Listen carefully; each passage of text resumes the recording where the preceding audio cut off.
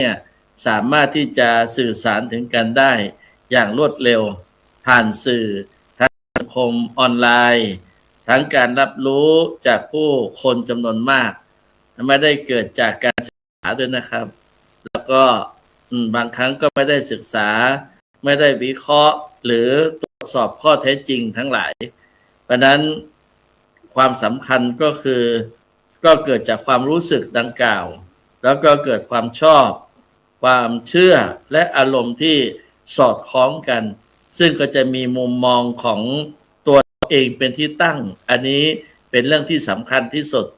ชอบไม่ชอบอะไรทั้งหลายเนี่ยจิตเริ่มต้นตั้งแต่เนี่ยมันพิจารณาไปก่อนนะแล้วส่วนมากไปในทางที่ไม่ค่อยดีเท่าไหร่ดังนั้นสิ่งที่สำคัญที่สุดก็คือเราจะต้องรู้จักคิดวิเคราะห์ให้เป็นเพราะว่าทักษะทั้งหลายเหล่านี้เนี่ยมันเป็นทักษะที่เราจะต้องเจอในชีวิตประจำวันจะเป็นพระภิกษุ สามเณรอุบาสกอุบาสิกาทั้งหลายไม่เว้นว่าอยู่ในประเทศหรือต่างล้วนแล้วแต่ที่จะต้องทำงานองค์กรต้องอยู่ร่วมกันในสังคมเพราะฉะนั้นดังนั้นเนี่ยการเรียนรู้ที่อยู่รอดในยุคปัจจุบันเนี่ยจึงเป็นทักษะของทุกวัยไม่เฉพาะเจาะจงว่าวัยกลางคนวัยทำงานหรือผู้สูงวัยทั้งหลายเพราะฉะนั้นคีย์เวิร์ดวันนี้เนี่ยจะเห็นได้ว่ามีอยู่2คีย์เวิร์ดหลักๆก็คือคีย์เวิร์ดที่ว่าด้วยความถูกต้องและก็ความถูกใจอันนี้เป็นหลักสำคัญเนี่ยนะครับทีนี้ต้องมาทำความเข้าใจกันก่อนว่าความถูกต้องเนี่ยมีความหมายอย่างไรความถูกใจนั้นมีความหมายอย่างไรแล้วเดี๋ยวเรามาสรุปกัน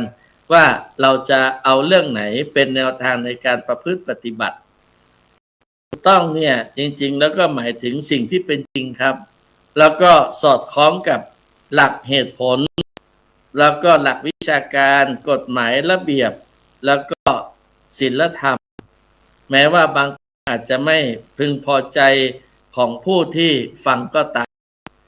ตัวอย่างเช่นคุณหมอบอกว่าผู้ป่วยให้ลดน้ำตาลเพื่อสุขภาพเราก็ต้องคิดนะว่าสุขภาพเป็นเรื่องที่มีความสำคัญครูตักเตือนนักเรียนที่มีความประพฤติที่ไม่เหมาะสมก็เป็นการฝึกตัวของเราเองถ้าเราคิดอย่างนั้นผู้บริหารชี้แจงข้อเท็จจริงที่ไม่เป็นไปตามความคาดหวังของบุคลากรถ้าข้อมูลเหล่านี้ถูกต้องแต่ผู้ที่จะรับนั้นอาจจะไม่ถูกต้องไม่พึงพอใจก็ได้หรือการอบรมสั่งสอนบางอย่างทำให้เราเกิดความเอาจิตใจไปคิดแล้วก็ในทางที่ไม่ดีก็เป็นส่วนหนึ่งแต่เมื่อผู้พูดแล้วเนี่ยพูดด้วยความถูกต้องอันนี้ก็เป็นสิ่งที่เราจะต้องมาคิดกันแหละว่าเราควรจะมาน้อมเข้าไปแล้วก็แก้ตนเองได้อย่างนี้เป็นต้นทีนี้ความถูกใจเนี่ยตอนที่สุดครับมันก็หมายถึงการสนองอารมณ์ความเชื่อความต้องการหรือผลประโยชน์ของผู้คนบางครั้งอาจจะไม่ตั้งอยู่ในข้อที่ถูกต้องอยู่เสมอเพราะฉะนั้นในโลกออนไลน์เนี่ยเยอะแยะมากมายเลยโดยเฉพาะในยุคนี้ข่าวสารอะไรต่างๆเข้ามาเยอะมากเราก็หลงเชื่อบางครั้งก็เครียดเลยนะว่ามันเปิดหรือยังด่านหรือมันยังไม่เปิดสุดท้ายมันก็ไม่เปิดนะอย่างเงี้ยพอบอกเขาว่าเปิดนี่เครียดเลยนะไม่พอใจไม่พึงพอใจอะไรทั้งหลายนี่แหละเป็นสิ่งที่เราแยกแยะให้เห็นว่าความถูกต้องเป็นอย่างนี้ความถูกใจก็เป็นอย่างนี้นะครับเพราะฉะนั้นเนี่ยเหตุใดความถูกต้องจึงต้องแพ้ความถูกใจอันนี้น่าคิดประเด็นที่1นะครับที่น่าคิดมากก็คือมนุษย์เชื่อในสิ่งที่ตนอยากเชื่อนะก็มีความหมายส่วนมากแล้วเนี่ยมนุษย์เองเนี่ยแนวโน้มที่มนุษย์จะเลือกเชื่อข้อมูลสนับสนุนความเชื่อเดิมของตนแล้วก็ปฏิเสธข้อมูลที่ขัดแย้งความเชื่อ ที่ตนคิดไว้ก่อน มันจึงทำให้เกิดคำว่ามนุษย์เชื่อในสิ่งที่ตนอยากเชื่อมากกว่าประการที่สองก็คือสื่อสังคมออนไลน์เนี่ยส่งเสริมวัฒนธรรมความถูกใจอันนี้มันเลยทำให้ระบบอัลกอริทึมของสื่อออนไลน์เนี่ยมักจะเสริมเนื้อหาที่ได้รับการกดไลค์นะครับแสดงความคิดเห็นแชร์เป็นจำนวนมาก ก็คิดว่าผลก็ข้อมูลนี้สร้างอารมณ์ได้รับจากความนิยมเป็นส่วนมากจึงมีความเชื่ออย่างนั้นบางครั้งข้อมูลที่ต้องให้เหตุผลกับถูกมองข้ามไปเสียอันนี้ก็ทำให้เป็นอย่างนั้นและผู้คนเอาใจของคนฟังที่ได้พื้นที่มากกว่าคนพูดความจริงอีกประเด็นหนึ่งก็คือผู้คนเนี่ยต้องการความสุขมากกว่าความจริงครับประเด็นนี้ก็เป็นพลังสำคัญอย่างหนึ่งว่าหลายครั้งเนี่ยความจริงเนี่ยเป็นเรื่องที่น่ารับฟังแต่อาจจะกระทบต่อภาพลักษณ์ผลประโยชน์หรือความเชื่อของตนเองดังนั้นผู้คนจึงมักเชื่อเลือกสิ่งที่ทำให้ตนมีความสุขทางใจแม้ว่าจะไม่ใช่ความจริงทั้งหมดก็ตามอีกประเด็นหนึ่งสังคมให้คุณค่ากับภาพลักษณ์ปัจจุบันนี้ภาพลักษณ์มีอิทธิพลต่อการตัดสินใจอย่างมากเนี่ยผู้คนจำนวนไม่น้อยเลยตัดสินคนจากจำนวนผู้ติดตามคำชื่นชอบหรือความนิยมมากกว่าจะพิจารณาจากคุณธรรมจริยธรรมความรู้และความสามารถที่แท้จริงอีกประเด็นหนึ่งผลกระทบต่อสังคมที่ถูกต้องแพ้ความเข้าใจอันนี้เป็นหัวข้อใหญ่อีกหัวข้อหนึ่งเพราะนั้นส่วนมากก็เกิดจากข่าวปลอมและข้อมูลที่บิดเบือนไปเมื่อผู้คนสนใจความถูกต้องมากกว่าความถูกใจมากกว่าความถูกต้องข่าวปลอมจึงแพร่กระจายอย่างรวดเร็วครับสร้างความสับสนและความขัดแย้งในสังคมได้ประเด็นหนึ่งต่อจากนี้ไปก็คือคนดีอาจจะท้อแท้ผู้ที่ยึดมั่นในความจริงและความถูกต้องอาจจะรู้สึกหมดกำลังใจเมื่อผู้ที่พูดเอาใจคนกลับได้รับค่านิยมมากกว่าอีกประเด็นหนึ่งก็คือยกตัวอย่างการบริหารองค์กรยากขึ้นหากผู้บริหารตัดสินใจตามเสียงเชียร์มากกว่าหลักการองค์กรอาจสูญเสียมาตรฐานและประสิทธิภาพในการทำงานได้แล้วก็สังคมนั้นก็ขาดภูมิคุ้มกันทางปัญญาเมื่ออารมณ์อยู่เหนือเหตุผลสังคมก็ตกเป็นเหยื่อของการชี้นำให้ง่ายทางการเมืองด้านเศรษฐกิจและวัฒนธรรมเป็นต้นเพราะนั้นการที่จะอยู่ให้รอดในยุคที่ถูกต้องแพ้ความถูกใจเนี่ยนะครับก็ต้องยึดหลักสำคัญข้อที่หนึ่งก็คือยึดหลักไว้ก่อนแต่เข้าใจความรู้สึกของผู้อื่นการพูดความจริงไม่จำเป็นต้องพูดอย่างแข็งกระด้างผู้ที่ประสบความสำเร็จมักสามารถที่จะนำเสนอความจริงด้วยความสุภาพก็ได้รู้จักความเมตตารู้จักการเคารพผู้ฟังองค์สมเด็จพระสัมมาสัมพุทธเจ้าทรงวางหลักการวาจาไว้ว่าพูดคำจริงพูดคำสุภาพพูดคำมีประโยชน์และพูดถูกกาลเวลาอันนี้คือเทคนิคสำคัญเลยนะครับดังนั้นความถูกต้องควรมาพร้อมกับศิลปะของการสื่อสารครับเป็นเทคนิคของการสื่อสารเลยประเด็นที่สองการที่จะอยู่ให้รอดอย่างไรในยุคที่ความถูกแพ้ความถูกใจก็คือการสร้างปัญญาครับ ต้องสร้างปัญญามากกว่าสร้างกระแส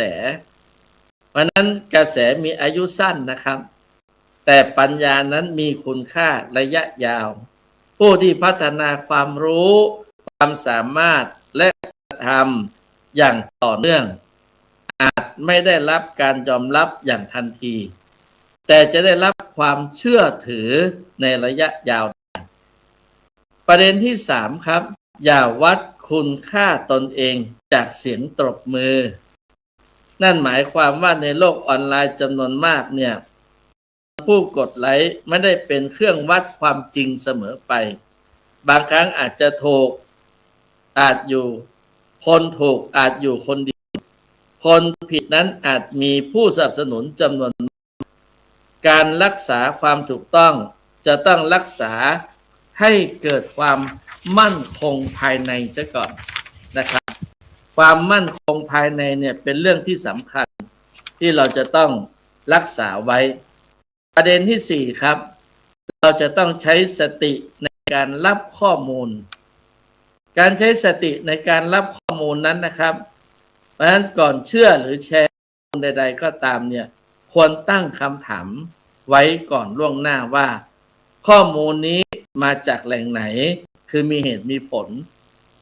ข้อมูลนี้มีหลักฐานหรือไม่ข้อมูลนี้มีข้อเท็จจริงหรือความ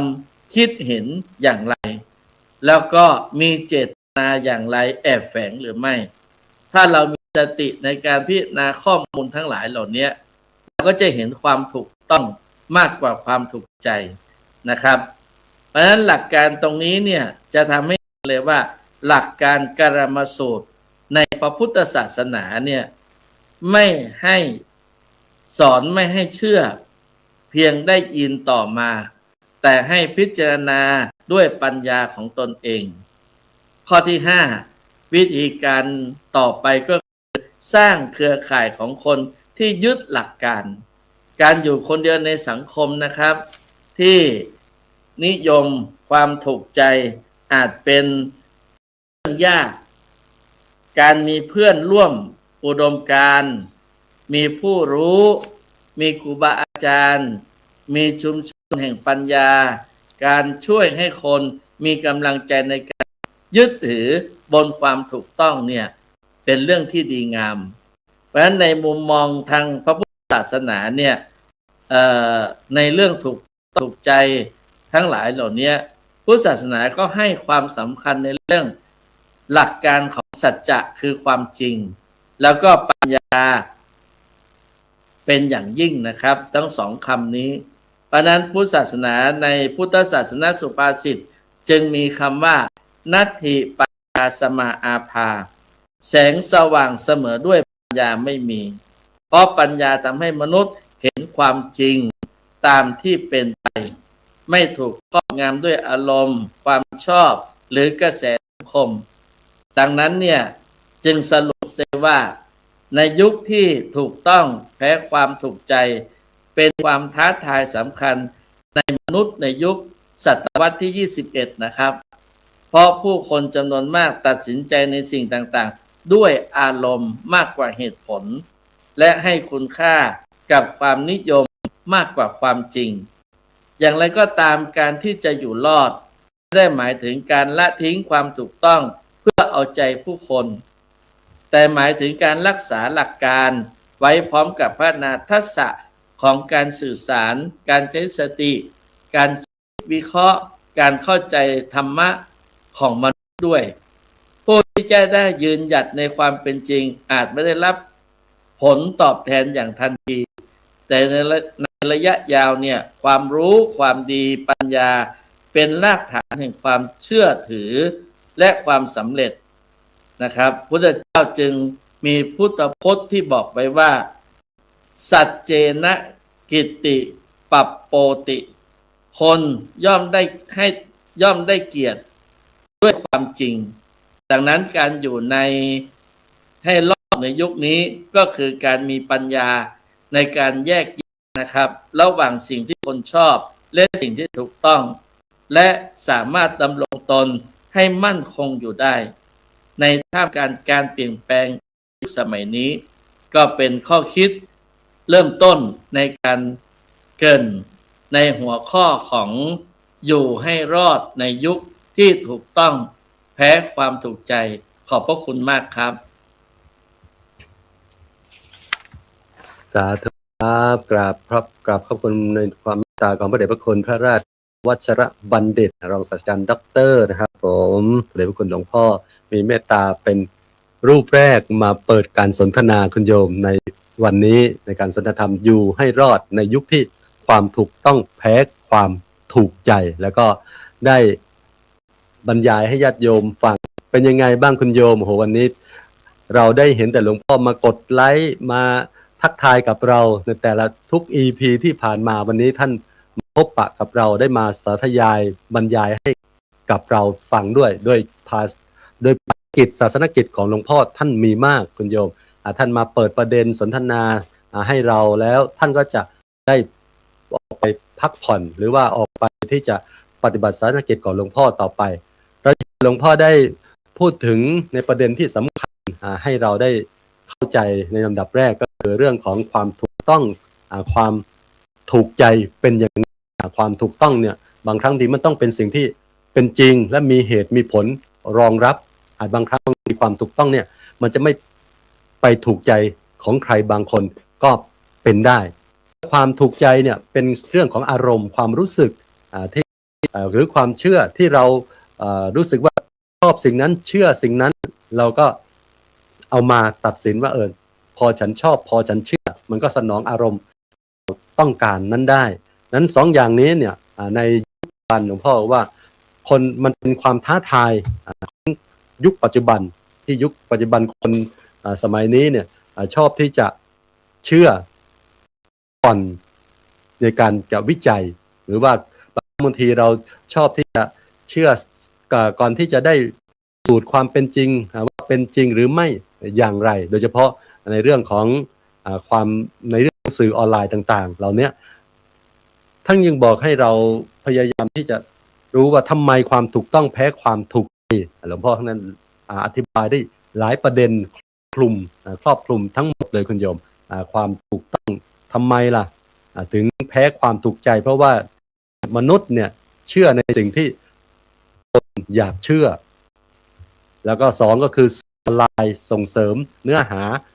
หรือว่าสื่อออนไลน์เนี่ยที่เป็นประเด็นที่ท่านบอกว่าเรากดไลค์กดแชร์กันโยมบางครั้งเห็นว่าเขากดไลค์กดแชร์ไปเยอะอย่างเงี้ยเราก็คิดว่าเป็นเนื้อหาที่ถูกต้องที่แท้อาจจะเป็นเนื้อหาที่ไม่จริงก็ได้เป็นข่าวสารที่เท็จก็ได้เนี่ยกดไลค์กดแชร์อาจจะมีผลต่อความเชื่อของเราว่าสิ่งนั้นเนี่ยอาจจะถูกต้องแล้วก็ทำให้เราถูกใจไปนั้นคนต้องการความสุขมากกว่าความจริงสังคมในให้คุณค่ากับภาพลักษณ์มากกว่าบางทีบางครั้งบางทีเนี่ยคนตรงอยู่ยากท่านบอกว่างานในยุคปัจจุบันตรงอยู่ยากคนสร้างภาพอยู่ดี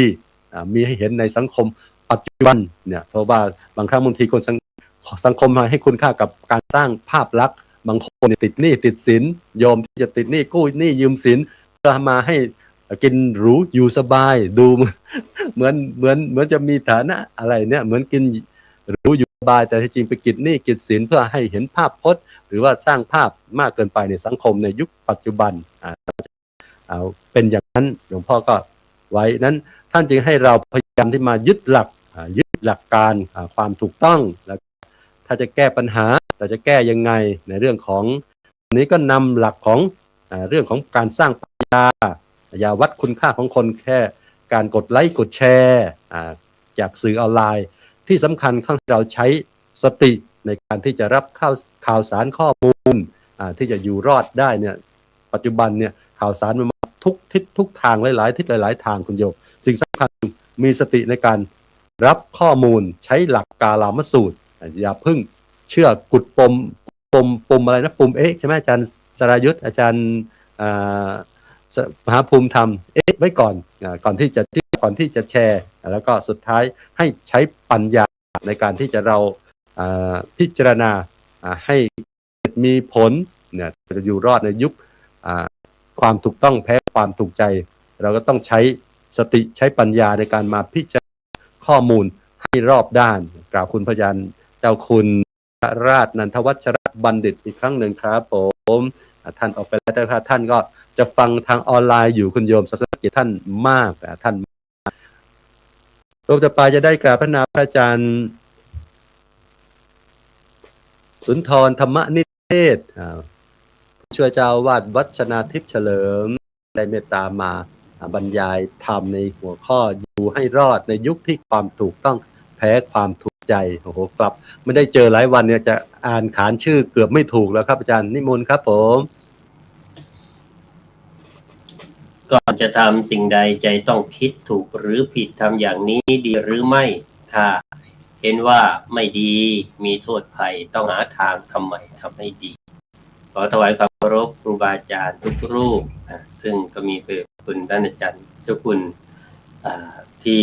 เมตตามาเป็นองค์ประธานเปิดการสนทนาธรรมในค่ำคืนนี้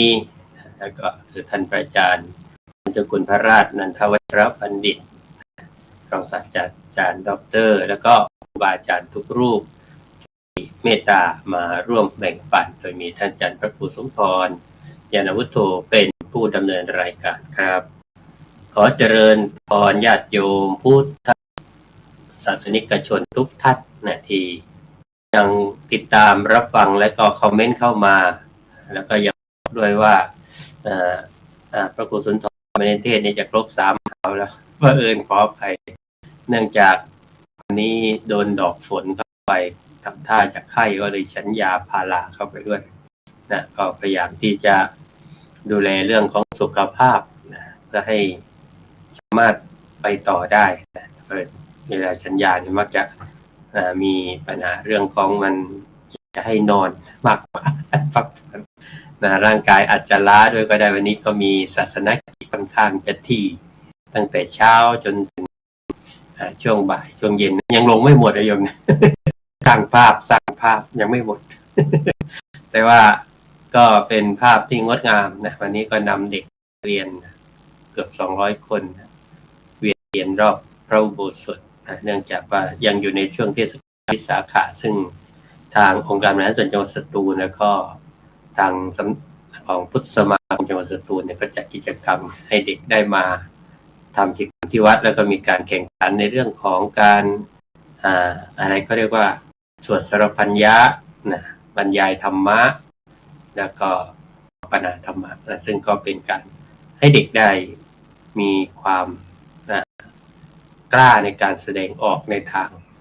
กิจกรรมในทางพุทธศาสนาแล้วก็ได้รู้ได้เข้าใจด้วยมีทั้งระดับประถมมัธยมใน4ขาก็มาด้วย ก็ขออนุโมทนาญาติโยมทุกท่านที่ยังติดตามกันอยู่อันนี้ท่านฝ่ามือในท่านนายกสมาคมเรามองว่าการอยู่ให้รอดในยุคที่ความถูกต้องมักจะมาเรื่องความถูกใจเพราะว่าเป็นเรื่องที่เรามักจะให้ความสำคัญกับอะไรที่มันเป็นความชอบของคนเราแต่ว่ามันอาจจะไม่ได้ถูกต้องซึ่งก็เป็นเรื่องที่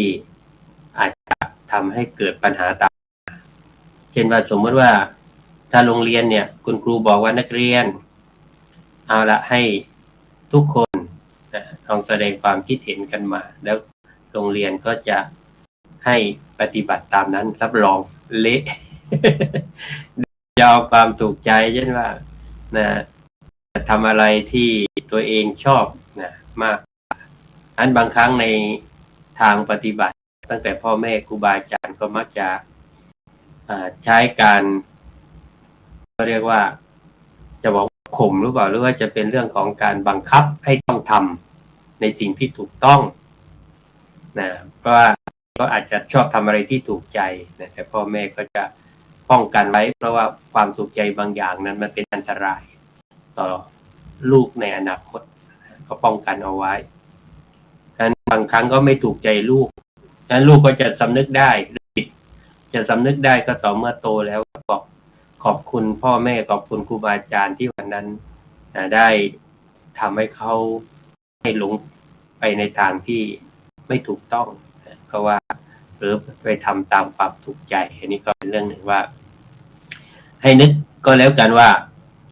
แม้กระทั่งพระพุทธเจ้าซึ่งตรัสรู้เป็นพระสัมมาสัมพุทธเจ้าแล้วก็ยังมีคนไม่เชื่อนะ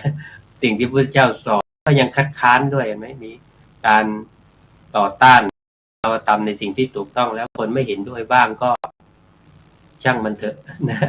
มันมีอยู่แล้วมันไม่ใช่เรื่องแปลกอะไรนะยิ่งในปัจจุบันที่มียุคข้อมูลข่าวสารแพร่ไปอย่างรวดเร็วเนี่ยเรื่องที่ถูกต้องนะก็มักจะไม่ได้รับการ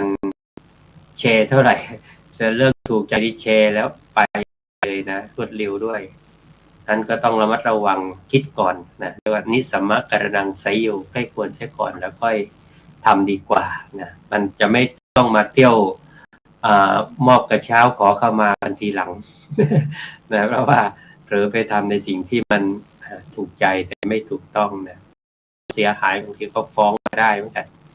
เนี่ยอย่างรายการธรรมะนาสารธรรมดีๆนี่ก็พยายามระวังนะไม่เอาแต่เรื่องถูกใจแต่ต้องระวังในความถูกต้องแม้นอาจจะโดนปิดรายการได้ นะก็ต้องเรียกว่าเมื่อกี้ไปจันเจ้าคุณก็พูดไว้ในเรื่องวาจาก็ต้องระวังเห็นไหมพูดไปสองไปเบี้ยนิ่งเสียตำลึงทองบางเรื่องถึงจริงก็ไม่ควรพูด นะฮะเพราะว่าพูดไปมันไม่ถูกต้องในลักษณะที่เรียกว่าเวลาที่เหมาะสมหรือบุคคลอยู่ด้วยแต่มันถูกใจคนฟังบางที เนี่ยไม่สะใจทำตรงนี้สะใจคือถูกใจแต่มันไม่ถูกต้องทำให้เขาเกิดความเสียหายให้มุมมองในทางพุทธศาสนาเองนะพระเจ้าตรัสไว้เลยว่าธรรมรักษาผู้ประพฤติธรรมดังนั้นคนปฏิบัติธรรมเนี่ยธรรมะก็รักษาถึงจะไม่ถูกใจใครแต่ธรรมะก็ช่วยดูแลคนนั้นได้นะอย่างคนที่ยึดมั่นในความถูกต้องความดีงามเนี่ยซึ่งไม่ได้รับการยอมรับในบางช่วงเวลาแต่ผลแห่งธรรมะจะคุ้มครองแล้วก็นำพาเขาไปสู่ความสุขความเจริญได้ให้ยึดหลักหนึ่งว่าอย่าไปเสียความถูกต้องเพียงเพื่อแลกกับใจชั่วครั้งชั่วคราวอันนี้อย่าไปเชื่อโยมนะ AI ภาพจริงไม่ได้อลังการขนาดนี้คิดขึ้นซะสวยเลยนะ AI เนี่ยแม้ชอบอาตมาก็ทำแต่ว่ามันก็อาจจะเราเรียกคนสร้างภาพเพราะว่าไม่รู้นั่งกับสีกาคนไหนในภาพจริงมันไม่ได้มีเลยแต่มัน AI มันใส่เข้ามาเนี่ยชอบทำให้พลาดเสียอย่างเนี้ย ฉะนั้นนะความถูกใจเนี่ยมันหมดอายุแต่ความถูกต้องเนี่ยมันจะเป็นคุณค่าที่เขาพูดว่าอะไรนะทำดีทำถูกก็อยู่ในตำเรียกว่าอยู่ไปอีกนานนะแต่ว่าทำไม่ดีอะไรเนี่ยสักพักแล้วมันก็ดังอะไรแต่ว่าดังนะอันการอยู่ในรอดในยุคนี้ก็ไม่ใช่เอาชนะคนอื่นนะโยมนะการรักษาความถูกต้องไว้ในใจแต่พร้อมที่จะเรียนรู้ที่จะอยู่กับผู้คนด้วยความรักและมีปัญญาที่จะใช้ชีวิตด้วยไม่ให้เกิดปัญหานั้นเราสังเกตได้เลยในสังคมโยมนะคนที่พูดความจริงอาจจะเพื่อนไม่ชอบใช่ไหมล่ะแต่คนที่พูดถูกใจจะได้รับการยอมรับคนที่ทำสิ่งที่ถูกต้องอาจจะถูกต่อต้านแต่คนที่ทำถูกใจคนหมู่มากอาจได้รับการสนับสนุนอันนี้คุยกันง่ายๆเลยที่เจอบ่อยเจ้าวาดเนี่ยถ้าตามใจโยมที่เข้ามากินเหล้าเล่นการพนันในงานศพเห็นไหมอยู่ได้นานนะแต่องค์ไหนถ้าบอกไม่ได้โยมกินเหล้าไม่ได้นะเล่นการพนันไม่ได้ไม่นานนะเจ้าวาดโดนย้าย ไม่ก็เรียกว่าชาวบ้านไล่ไม่ถูกใจนะจากประสบการณ์ตัวเองก็เคยโดนเหมือนกันนะเพราะว่าโยมมาเล่นงานศพในวัดแล้วก็เลยมาการดันแล้วก็เลยบอกว่าโยมมันไม่ถูกต้องนะเขาบอกเขาเล่นกันมาตั้งนานแล้ว นานก่อนที่ท่านจะมาอยู่ด้วยซ้ำเอาเสียอย่างนั้นเลยนะ ได้เราเกิดช้าไปถ้าเกิดก่อนนั้นก็คงจะไม่อ้างเรื่องเหตุนี้ แต่ว่าที่สุดแล้วเป็นยังไงมันก็ทำให้ถูกใจโยมนะพระก็ไม่กล้าพูดอะไรพูดไปก็ต้องไปหาที่อยู่ใหม่จากนั้นก็เลยกลายเป็นว่าเอาความถูกใจมาเหนือความถูกต้องแต่ถ้าทำกันด้วยกันทุกวัดยึดหลักการถูกต้องไม่ให้มีเลยเนี่ยอันนี้ได้เพราะว่าตมาเคยทำแล้วโยมแม่คนเล่นการพนันในวัด แหมโยมก็ไม่ได้ไล่พระหรอกนะแต่ว่าโยมก็ไม่เอาศพเข้าวัดเลยเหมือนกันนะแล้วก็ทั้งที่บ้านอยู่ในบริเวณนั้นแหละ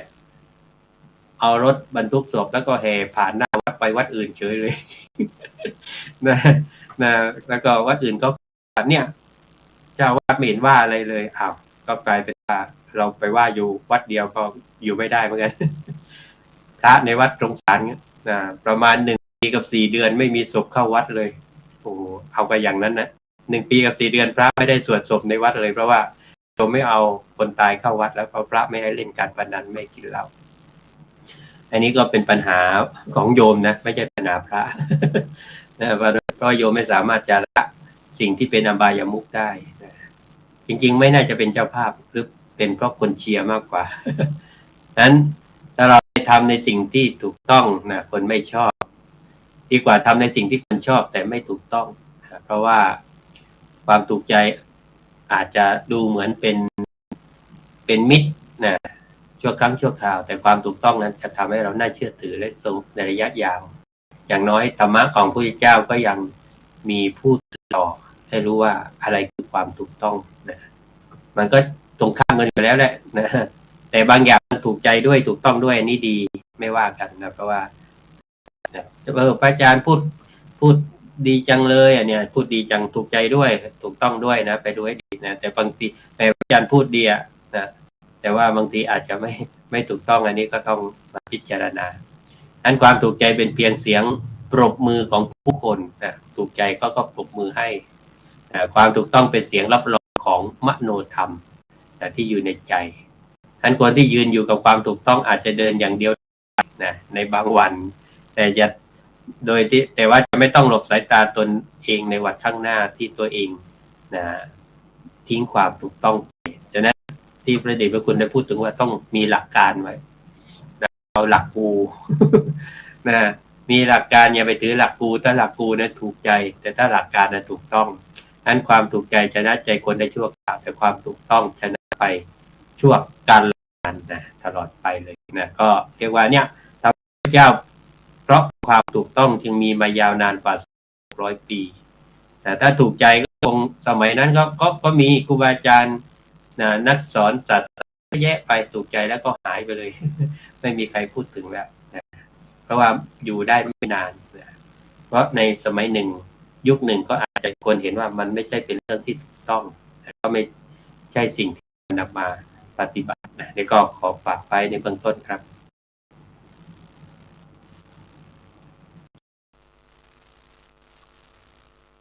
สาธุครับกราบขอบคุณพระอาจารย์พระครูสุนทรธรรมนิเทศผู้ช่วยเจ้าอาวาสวัดชนาทิพย์เฉลิมพระรามหลวงจังหวัดสตูลครับผมเป็นยังไงล่ะคุณโยมถูกใจหรือเปล่าอาจารย์นี่ทั้งถูกใจแล้วก็ถูกต้องนะโยมนะที่พูดมาเนี่ยนั้นโยมเนี่ยถูกใจบางสิ่งบางอย่างเนี่ยมันไม่ถูกต้องแต่ถูกต้องแต่ไม่ถูกใจก็มีนั้นโยมวันนี้ฟังให้เป็นถูกทั้งใจถูกใจแล้วก็ถูกต้องนะเพราะว่าแต่ละรูปมานำธรรมะมาฝากญาติโยมฝากญาติโยมนั้นเวลาเราจะเชื่อสิ่งไหนต้องพิจารณาก่อนแชร์สิ่งใดว่าจะถูกต้องหรือถูกใจเรานี่พิจารณาที่อาจารย์บอกว่านิสัมมะกรณังเสยโยต้องให้ต้องพิจารณาใคร่ครวญก่อนถึงจะเชื่อถึงจะทำลงไปถึงจะกดไลค์กดแชร์สิ่งที่อย่าเสียความถูกต้องเพื่อความถูกใจบางครั้งบางทีเรายอมเสียหลักการเพื่อจะไปให้ถูกใจใครหลายๆคนพระอาจารย์ได้ยกตัวอย่างเห็นภาพมากเลยพออาจารย์ยกพระอาจารย์พระครูท่านยกเรื่องไม่ไกลก็คือใกล้ตัวเรานี่เองก็คือในสังคมของพระสงฆ์โดยเฉพาะเป็นผู้นำอาจารย์เจ้าวาดอาจารย์มหาอุดมพรนี่คงจะทราบดีด้วยอาจารย์มหาอุดมพรนี่ท่านไม่ตามใจโยมคุณโยมบางครั้งบางทีถ้าตามใจโยมเนี่ยโอ้ยพระรูปนี้หลวงพ่อรูปนี้เจ้าวาดรูปนี้ดีอย่างนั้นดีอย่างนี้นะแต่ถ้าว่าเกิดไปขัดใจนิดนึงเนี่ยเจ้าวาดขัดใจในอุดมการณ์เจ้าวาดมีอุดมการณ์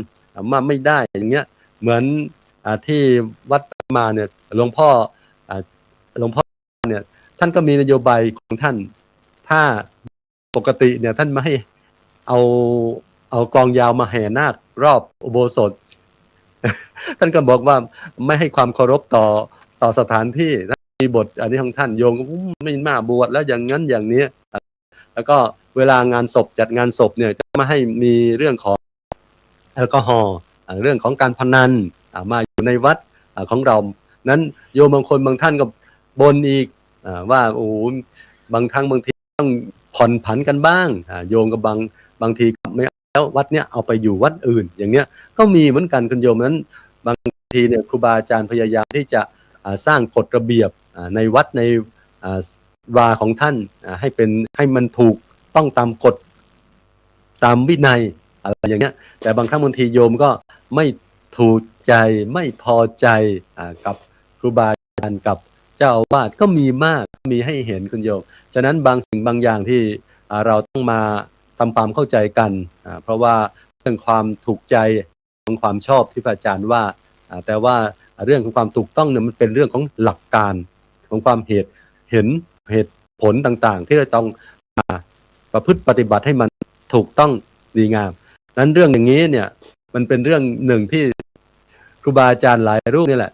ต้องทำความเข้าใจกันกับญาติกับโยมเพราะว่าในเรื่องหลักของบางสิ่งมันยังถูกต้องตามญาติโยมที่คิดเห็นของญาติโยมโยมถูกจริตเงินโยมเพราะว่าอะไรเพราะว่าสิ่งถูกใจเนี่ยส่วนมากมันเป็นตามกิเลสตัณหาของเราความชอบต่างๆกิเลสตัณหาของเราที่เราอยากเรามีความสุขความสนุก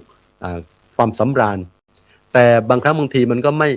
ถูกกับหลักของพระธรรมวินัยต่างๆเหล่านี้หรือว่าหลักกฎหมายบ้านเมืองก็มีข้อห้ามข้ออะไรต่างๆดังนั้นโยมก็พยายามความเข้าใจโดยเฉพาะในชีวิตจริงของเราหลายสิ่งหลายอย่างที่ประเดประดังเข้ามาในชีวิตจริงของเราก็เหมือนกับเราต้องมีสติมีปัญญาในการจะพิจารณาในการไตร่ตรองสิ่งเหล่านี้เข้ามาเพราะว่าอะไรคุณโยมสิ่งเหล่านี้เนี่ยที่พูดถึงว่าสติและก็สัพพัญญะเนี่ยสำคัญเลยคุณโยมเป็นธรรมะที่มีอุปการะกับชีวิตของเราเพื่อกูลการทำภารกิจทุกอย่างในชีวิตของเราให้ดำเนินไปด้วยดีไม่ให้เกิดความผิดพลาดเสียหายและมันเป็นสิ่งที่นำผลมาความเจริญในชีวิตของเราได้ก็คือสติโยมก็รู้แล้วว่าคือความระลึกได้สัพพัญญะคือความรู้ตัวนี่คือธรรมมีอุปการะกับพวกเราทำไมมันเป็นธรรมะมีอุปการะล่ะคุณโยมเพราะเป็นหลักธรรมที่มันสร้างเกราะคุ้มกันการดำเนินชีวิตของเราการชีวิตของเรานั้นครูอาจารย์มาพูดธรรมะให้เราฟังแต่ละวันเนี่ยสร้างสติโยมพยายามพูดให้โยมมีสติมันก็จะมาสัพพัญญะแล้วก็พยายามให้โยมมีปัญญาในการที่จะพิจารณารู้สิ่งที่สุขนี้ควรนี้ไม่ควรอย่างไรนั้นมาฉุดมากระตุ้นให้ญาติโยมได้ระลึกนึกถึงของพระพุทธเจ้าแล้วก็เป็นเกราะป้องกันเราอยู่ให้รอดในยุคที่ความถูกต้องแพ้ความถูกใจแต่ถึงยังไงเราต้องอย่าเสียความถูกต้องเพื่อถูกใจเหมือนอาจารย์พระครูสุนทรธรรมนิเทศได้ไว้ในเบื้องต้นกราบขอบคุณพระอาจารย์พระครูสุนทรธรรมนิเทศอีกครั้งหนึ่งครับผมญาติโยมที่กำลังฟังรายการอยู่ในขณะนี้ทุกช่องทางคุณโยมก็อย่าลืมนะครับกดไลค์แชร์เผื่อแผ่เป็นธรรมทานโยมที่ฟังอยู่โยมก็สามารถทักทายกับ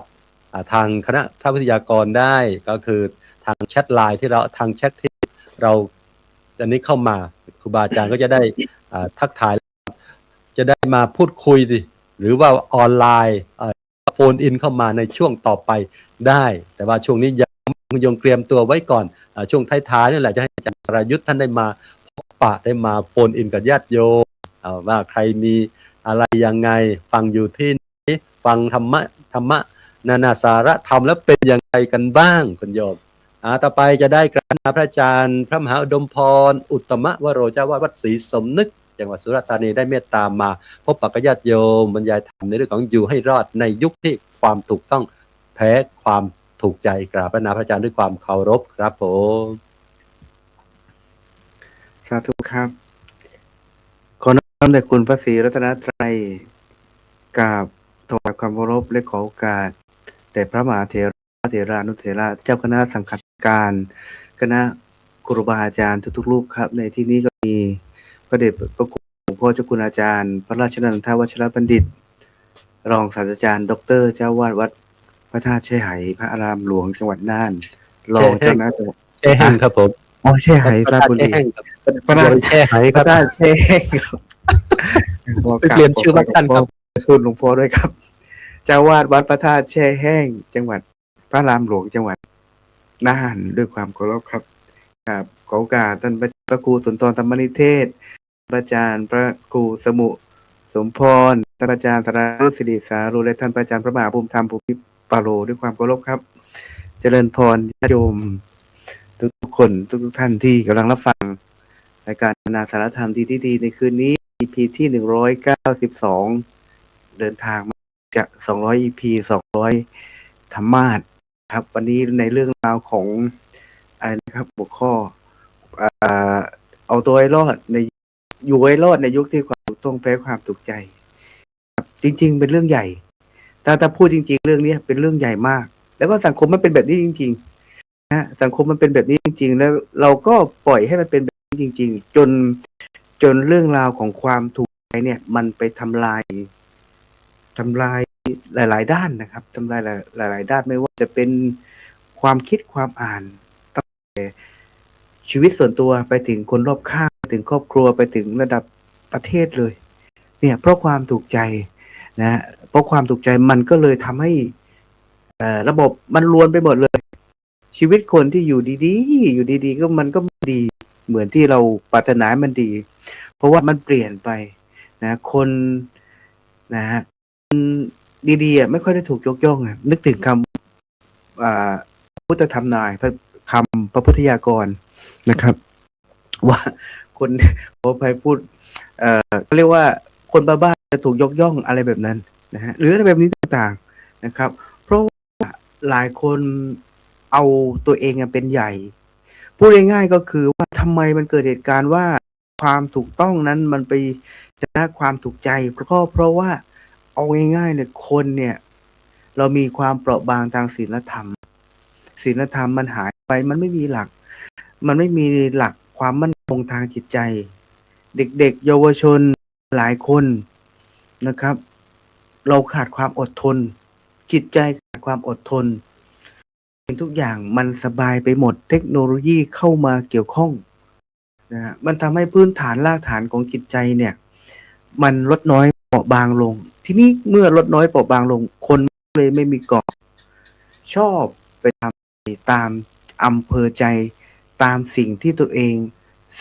จะเอาอารมณ์เหมือนที่หลวงพ่อว่าเมื่อสักครู่ที่พระเดชพระคุณหลวงพ่อการได้กล่าวว่าไว้ว่าเรามักใช้อารมณ์ในการตัดสินใจมากกว่าใช้เหตุผลและความถูกต้องเข้าตัดสินใจทีนี้เราใช้ได้มันเป็นสิทธิ์ของเราก็จริงแต่มันจะมีผลกระทบต่อคนข้างๆและก็มีผลกระทบต่อสิ่งแวดล้อมสภาพสังคมต่างๆนี่มันเป็นเรื่องใหญ่แต่มาถึงมองว่ามันเป็นเรื่องใหญ่นะครับถ้าเราวิเคราะห์จริงแล้วเนี่ยในปัจจุบันเนี่ยเราจะมักมองเห็นสิ่งที่มันปรากฏขึ้นบนโลกใบนี้โดยเฉพาะตอนนี้ในยุคที่เราใช้สื่อออนไลน์นะครับเราใช้สื่อออนไลน์เราก็จะเห็นเรื่องราวคนนั้นไปโน่นเรื่องราวคนนี้ไปโน่นคนนี้วันนี้คนนี้รู้สึกเศร้าวันนี้คนนี้รู้สึกเสียใจวันนี้เรารู้เรื่องเพื่อนหมดเลยครับรู้หมดเลยนะฮะแต่ทีเนี้ยเมื่อเรารู้แบบเนี้ยเมื่อมีกลไกแบบนี้มาใช้ชีวิตประจำวันเนี่ยมันจึงเป็นช่องทางให้การทำมาหากินคนที่เขาฉลาดขึ้นเนี่ยมันทำมาหากินได้ง่ายเดี๋ยวนี้การทำตลาดนะฮะการทำสื่อการทำตลาดเพื่อโปรโมทสินค้าเพื่ออะไรก็ตามแต่ทำไปอย่างเดียวเขาไม่สนใจเขาสนใจแค่ว่ามันทำให้เขานั้นดัง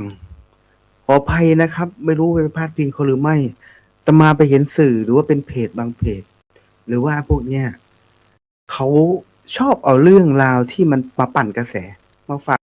อะไรต่างๆอะไรแบบนี้ครับคนก็ชอบแห่ไปดูแต่ถามว่าเนื้อหาสาระจริงไม่จริงไม่รู้ไม่มีไม่อธิบายเนี่ยยกตัวอย่างมันก็เลยทำให้เรื่องราวความเดือดเนื้อร้อนใจความ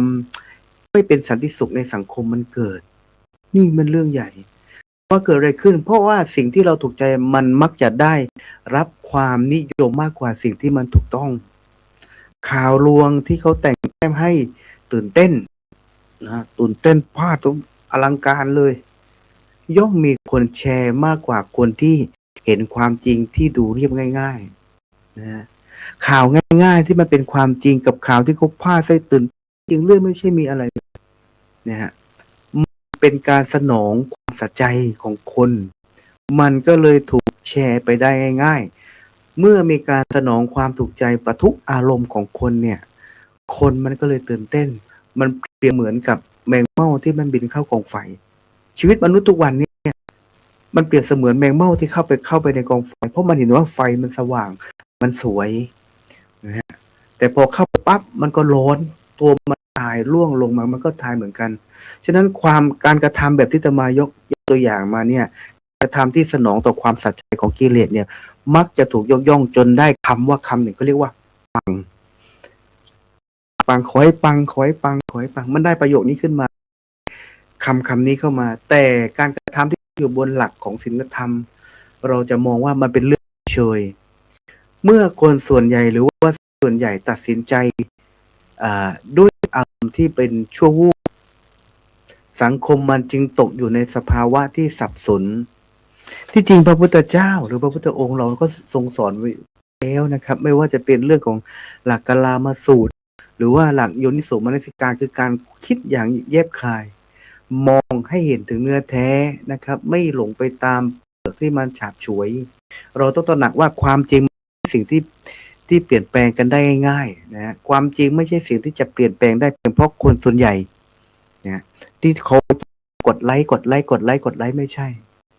ช่เลยหรือว่าในสิ่งที่คนส่วนใหญ่เขาเห็นด้วยว่าแต่ความจริงก็คือสิ่งที่ความจริงมันก็คือสิ่งที่มันมีอยู่ตามธรรมชาตินั่นเองไอ้สิ่งเนี้ยมันไม่เป็นสิ่งที่ชอบใจคนจะไม่ค่อยถูกใจแต่จริงๆแล้วมันเป็นเรื่องกฎแห่งกรรมมันเป็นเรื่องความเที่ยงธรรมที่มันเป็นเรื่องของธรรมชาติการที่ความถูกใจมันชนะความถูกต้องอยู่บ่อยครั้งเพราะอะไรคุณโยมคือให้มองอย่างนี้ว่าถ้ามันมีเหตุการณ์แบบนี้ขึ้นเราในฐานะชาวพุทธนะเรามีคำว่าชาวผู้ที่มีหลักธรรมนำไปใช้ปฏิบัติอยู่เป็นประจำนะฮะเราถือโอกาสนี้เป็นการฝึกตัวเองฝึกอะไรก็คือฝึกความเที่ยงตรงของจิตใจมนุษย์ของจิตใจของเราเปรียบเสมือนกับที่เราเดินก็เรียกว่าทวนกระแสน้ำเหมือนการเดินทวนกระแสน้ำหรือว่าการว่ายทวนกระแสน้ำเนี่ยถ้าหากน้ำเนี่ยเราก็จะไม่รู้เลยว่าเรานั้นน่ะมีพละกำลังแรงมากแค่ไหนแต่ถ้าเมื่อน้ำเชี่ยวเราจะได้รู้ทันทีว่าจิตใจเราหรือว่าหลักยึดของเรานี่มันแน่นพอไหมหรือว่าเราหลักที่มันโลเลเป็นหลักที่อ่อนหลักธรรมในที่นี้เปรียบเสมือนกับสมอเรือคุณธรรมประจำใจในที่นี้มันเปรียบกับสมอเรือทำให้เราไม่กระแสสังคมมันพัดพาไปไม่ว่าแรงลมมันจะพัดพาผู้อื่นไปตามแต่ถ้าเรามีหลักยึดมั่นเรามีหลักการดำเนินชีวิตเรายึดในความถูกต้องยึดในเรื่องของคุณงามความดีเป็นที่ตั้งเรายึดถึงเรื่องราวของกุศลกรรมเป็นที่ตั้งนะครับเรื่องบุญเรื่องบาปเป็นที่ตั้งอันเนี้ยเราก็ย่อมไม่ไปโน้มน้าวตามเพื่อนไปกลายเป็นพวกที่ไหลไปตามอันนี้เป็นเรื่องยากนะครับนี่เป็นการฝึกตัวเองนะฮะทีนี้ถ้าเราเปลี่ยนจากว่าเรากลายมาเป็นผู้ถูกกระทำนะเป็นผู้ที่ถูกเราหันจากไปผู้เปลี่ยนจากมุมมองใหม่อยากให้เปลี่ยนจากผู้ที่ไปกระทำไปถูกเขากระทำหรือว่าไปอยู่ในวงสังคมที่กระทำเราถอนตัวออกมานะเหมือนพวกเราเนี่ยเหมือนพระที่มานั่งเทศอยู่เนี่ย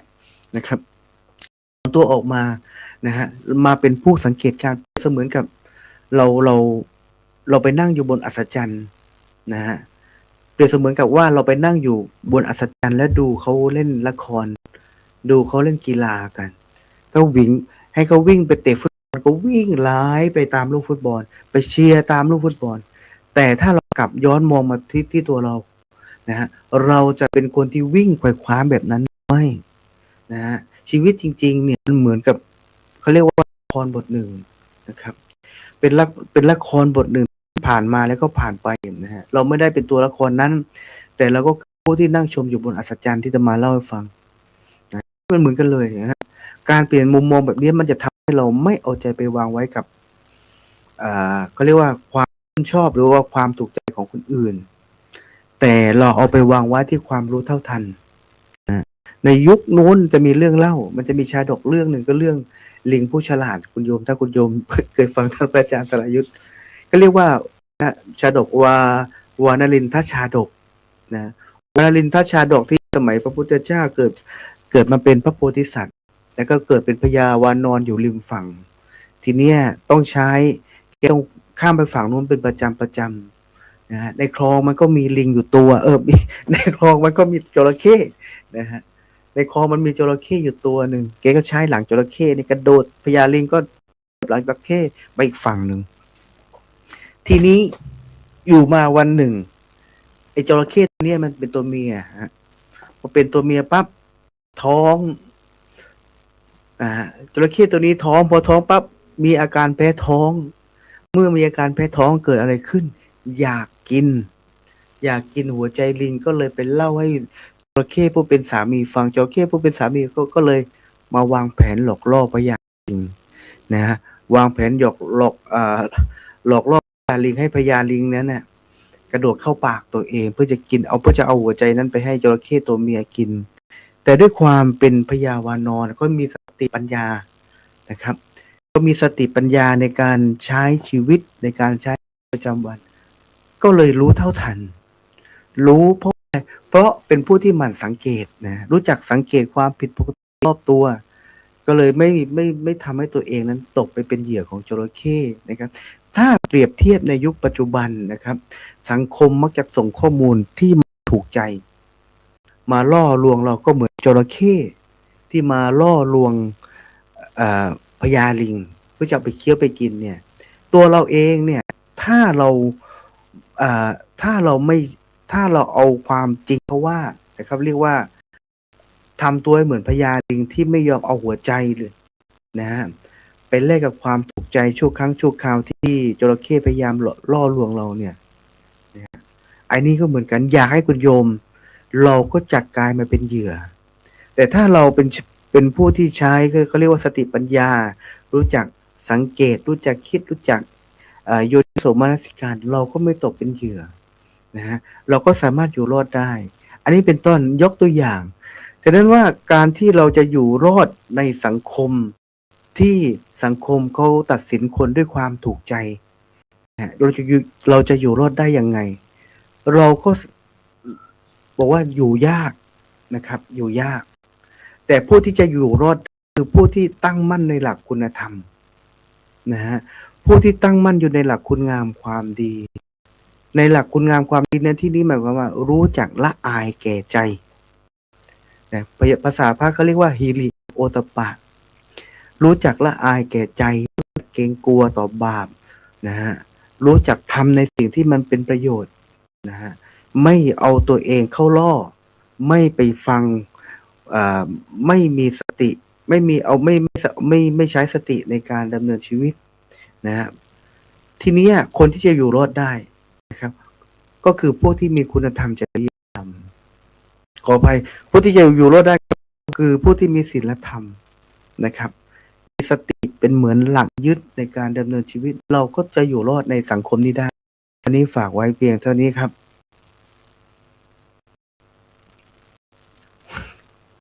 สาธุครับกราบขอบคุณพระอาจารย์มหาอุดมพรอุตตมวโรเจ้าอาวาสวัดศรีสมนึกจังหวัดสุราษฎร์ธานีครับผมโอ้โหท่านบอกว่าเรื่องนี้ที่เราสนทนาธรรมในวันนี้เนี่ยเป็นเรื่องที่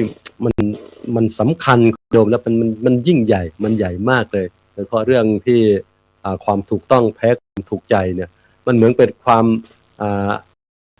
ามดีนี่แพ้ความชั่วหรืออะไรสักอย่างหรือความยุติธรรมแพ้ความอายุติธรรมในสังคมความชอบใจความถูกต้องแพ้ความชอบใจของคนในปัจจุบันทำไมความถูกต้องแพ้ความใจเพราะว่าคนเนี่ยมันไม่มีหลักศีลหลักธรรมในการที่มาค้ำจุนใจของเราไว้พระอาจารย์แล้วก็มี เล่าให้เราฟังหลักธรรมเป็นเสมือนสมอเรือสมอเรือที่จะคอยพยุงเรือไว้ไม่ให้มันเขวให้มันนอกทิศนอกทางไปหรือว่าไม่ให้มันโดนน้ำซัดไปหรือว่าตอนนี้สื่อต่างๆหรือว่าข่าวกระแสต่างๆที่เป็นข้อเท็จจริงต่างๆเนี่ยมันพัดเราจะไปทางถูกต้องหรือว่าถูกใจของเราต่างๆนี่นั่นต้องมัดระมัดอาจารย์ให้ข้อคิดในเรื่องของพญาลิงกับเรื่องของจระเข้เนี่ยที่จะเอาใจลิงใช่ไหมอาจารย์มากินเนี่ยเราต้องมัดระวังนะการที่ระมัดระวังได้เนี่ยท่านให้เราอยู่รอดได้อย่างต้องมีทำจริยธรรมยังไงให้มีฮิริโอตตัปปะในการมาดำเนินชีวิตของเรามาใช้ในการดำเนินชีวิตของเราฉะนั้นสิ่งเหล่านี้เป็นสิ่งที่สำคัญเมื่อกี้เห็นโยมกอบกุลบัณฑิตเนี่ยรู้สึกว่าท่านเช็คมาเนี่ยมีเนื้อหาสาระดีมากเลยคุณโยมอยู่ในท่ามกลางความไม่ถูกต้องจึงทำให้ไม่ถูกใจวางใจได้ยากจริงนะพอมาอ่านโยมพูดถึงเนี่ยจริงๆบางครั้งบางทีเราไปอยู่ในสภาวะที่เกิดเป็นหมู่คณะหรืออะไรต่างๆเนี่ยทำไม่ถูกต้องเนี่ยการวางใจอย่างของเราเนี่ยมันรู้สึกจะไม่ถูกใจเราเนี่ยสำหรับคนดีเนี่ยความดีเนี่ยเราทำง่ายแต่ว่าความชั่วเราทำยากบางครั้งเราไม่สามารถไปเกลือกลัวไปอยู่กับคนชั่วได้เมื่อเห็นคนอื่นเขาทำไม่ดีถูกต้องอย่างเงี้ยเราก็ไม่กล้าด้วยบางครั้งเราไปอยู่ในสังคมมีการกระทำที่ไม่สุจริตหรือว่าอยู่ในเรื่องของทุจริตต่างๆเราบางครั้งบางทีเราก็อึดอัดใช่ไหมคุณรู้สึกจะประมาณนี้โยมบางครั้งบางทีเราไปอยู่ในสภาวะในสิ่งแวดล้อมที่มันเขาทำไม่ถูกต้องแต่เราไม่สามารถที่จะนู่นนี่อะไรกับเขาได้มันก็ทำให้เราอึดอัดใจไม่ถูกใจไม่สบายใจท่านบอกว่าต้องใช้คำว่าอดทนหรือนั้นก็ถอยออกมาตรงไหนที่มันสภาวะคุณโยมบางครั้งบางทีเราไปอยู่ตรงไหนที่มันเป็นมลพิษคำว่ามลพิษเนี่ยต่างๆในอากาศเนี่ยเราไปอยู่ตรงไหนมันสังคมไหนมันเป็นมลพิษกับเราไปอยู่แล้วมันอึดอัดหายใจก็ไม่สะดวกทำยังไงเราก็พยายามถอยออกมาห่างๆให้มันไม่ให้ไปอยู่ในมลพิษนั้นท่านั้นแล้วก็สูดมลพิษต่อไปชีวิตของเราก็ไปกับเขาด้วยชีวิตก็จะสั้นด้วยเพราะดูดมลพิษมากเกินไปนิยมฟังธรรมะจากครูบาอาจารย์แล้วก็มีเช็คเข้ามาโอ้โหรู้สึกว่าโยมขอบคุณบัณฑิตเนี่ยท่านก็ตั้งใจฟังนั้นวันนี้คุณโยมครูบาอาจารย์ได้ให้ข้อคิดข้อธรรมเราเนี่ยอยู่รอดได้อย่างไรในสภาวะสังคมในปัจจุบันที่มันมีกระแสต่างๆที่หลั่งไหลเข้ามาของเรากระแสหนึ่งก็คือเราต้องระมัดระวังในเรื่องของสื่อที่จะเข้ามาโดยให้เรามีสติมีปัญญามีฮิริมีโอตตัปปะจะทำสิ่งไหนคิดสิ่งใดก็ระมัดระวังในการที่จะกระทำสิ่งนั้นลงไปอย่าให้เป็นกรรมที่ไม่ดีกราบคุณพระอาจารย์พระมหาอุดมพรอีกครั้งหนึ่งครับผมลำดับต่อไปกราบพระอาจารย์พระมหาภูมิธรรมภูมิปาโลประธานปฏิบัติธรรมดีประเทศอังกฤษตอนนี้พำนักพระอาศัยอยู่ที่วัดบำเพ็ญเหนือได้เมตตามาสนทนาธรรมในเรื่องอยู่ให้รอดในยุคที่ความถูกต้องแพ้ความถูกใจครับพระอาจารย์ด้วยความเคารพครับผมกราบถวายความเคารพพ่อแม่ครูบาอาจารย์ผู้ร่วมในการทุกๆรูปความเคารพอย่างสูงยิ่งโดยมีพระเดชพระคุณพระราชนันทวัชรบัณฑิตเป็นองค์ประธานในวงเปิดสนทนาตลอดจนถึงอาจารย์พระครูสุนทรธรรมนิเทศน้องพระมหาอุดมพรธรรมวโรพี่พระครูสมบูรณ์สมพรญาณอุตโตและอาจารย์สายุทธสิริสาด้วยความเคารพอย่างสูงครับผมเจริญพรเจริญสุขสวัสดีดีจงมีแต่ญาติโยมญาติธรรมกัลยาณมิตรญาติธรรมทุกฐานตลอดจนถึงเที่ยงตามซ้ายโยมไม่ได้พบกันหลายวันกิจถึงโยมกิจถึงเที่ยงกิจถึงญาติโยมพอดีอาตมาก็มีภารกิจเดินทางไปจังหวัดนครปฐมแต่ไปจังหวัดนครปฐมโยมก็พาผักผัวไปพาผักผัวเพื่อนร้าทำมิตรไปจังหวัดนครปฐมเล่งตายสักทิศวันนี้อาจารย์ประครูสุนทรฐานก็ไม่ได้แรงอาตมาก็เลยแรงตักทายปะท่าตายเสียก่อนโยมไป ภารกิจเยอะแยะมากมายเมื่ออาจารย์สายุทธและอาจารย์สายุทธฐานก็ภารกิจเยอะแยะมากมายวันนี้ก็ครูบาอาจารย์ก็พูดไปเยอะแยะมากมายแล้วหัวข้ออยู่ให้รอดในยุคที่ความถูกแพ้ความถูกใจวันนี้อาตมาก็ตื่นเต้นเหมือนเดิมแต่ว่าด้วยความที่ญาติโยมบอกว่าชอบอาจารย์สายุทธอธิบายต่ออธิบายขยายความต่อวันนี้อาตมาเลยพูดก่อนนะเพราะอาตมาจะได้ตั้งหัวข้อไว้เดี๋ยวอาจารย์สายุทธท่านจะได้อธิบายในหัวข้อที่อาตมาตั้งคิดเอาเองนะโยมนะข้าวตัวเองนี่ก็เรียกว่าความถูกใจข้าวตัวเองก็เรียกว่าความถูกใจท่านจะอธิบายหรือไม่อธิบายเนี่ยทีเนี้ยขึ้นอยู่กับตัวของท่านแล้วเพราะฉะนั้นวันนี้หัวข้ออยู่ให้รอดในยุคที่ความถูกต้องแพ้ความถูกใจซึ่งอาตมาเป็นผู้ที่ตั้งหัวข้อนี้เป็นตั้งหัวข้อเพราะว่าได้แรงบันดาลใจจากหลายสิ่งหลายอย่างโยมได้แรงบันดาลใจจากหลายสิ่งหลายอย่างจึงตั้งหัวข้อให้เข้ากับทันธรรมทันโลกและก็ทันคนกับยุคปัจจุบันนี้ว่าเหตุการณ์นี้ที่เรามาพูดเนี่ยเกิดขึ้นจริงๆแต่หลายคนก็เหมือนที่อาจารย์พระครูสุนทรพูดไปแล้วบางทีก็รับไม่ได้น้องพระมหาอุดมพรบอกไปแล้วว่าบางคนคือพอเรื่องจริงรับกันไม่ค่อยได้เนี่ยนะเพราะฉะนั้นแต่ว่าวันนี้อาตมาจะอธิบายโยมจะหาว่าอาตมาแหกโค้งในรายการตัวเองก็ได้นะโยมอาจจะแหกโค้งหรือไม่ก็ลงค่าครูอะไรแบบนี้เพราะอยู่ให้รอดในยุคที่ความถูกต้องแพ้ความถูกใจอาจารย์เจ้าคุณอธิบายไปว่าความถูกต้องกับความถูกใจอาจารย์พระครูสุนทรท่านก็บอกว่าเจ้าวาดเนี่ยที่ถ้ายึดความถูกต้องในเจ้าวาดอยู่ไม่ค่อยได้แต่อาตมาเห็นน้องพระมหาอุดมพรเนี่ยยึดความถูกต้องเห็นสร้างวัดได้โยมอยู่จนถึงทุกวันนี้อยู่จนถึงทุกวันนี้เพราะฉะนั้นเนี่ยลองดูนะโยมนะเพราะว่าท่านสร้างวัดแล้วก็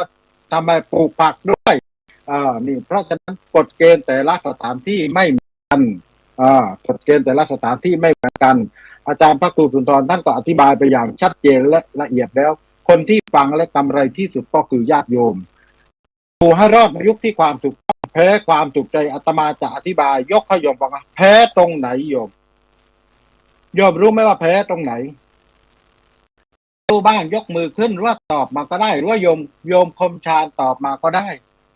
ถามว่าความถูกต้องแพ้ความถูกใจตรงองค์สมเด็จพระสัมมาสัมพุทธเจ้าจัดไว้เลยโยมแพ้ตรงที่อคติ4อย่างโยมนี่คือแพ้ความถูกต้องแพ้ความถูกใจตรงที่อคติ4อย่างอาตมาจะพูดเฉพาะหัวข้ออคติ4อย่างเนี่ยโยมเคโอบอกว่าแพ้ตรงไหนเจ้าคะแพ้โยมก็แพ้ที่ใจตนเองแพ้ที่อคติ4อย่างโยมอคติ4อย่างเนี่ยความถูกต้องแพ้แน่นอน1ฉันทากติลำเอียงเพราะเด็กมึงเด็กกูเด็กท่านหลานเธอยุคนี้เป็นเรื่องจริงเนี่ย2โทสาคติลำเอียงเพราะโกรธอันนี้กูไม่ชอบขี้หน้ามันอันนี้มันทำการเกินหน้าเกินเนี่ยลำเอียงเพราะโกรธเนี่ยความถูกต้องแพ้ละโมหะครับลำเอียงเพราะหลงไปตามกระแสณปัจจุบันนี้โยมเนี่ย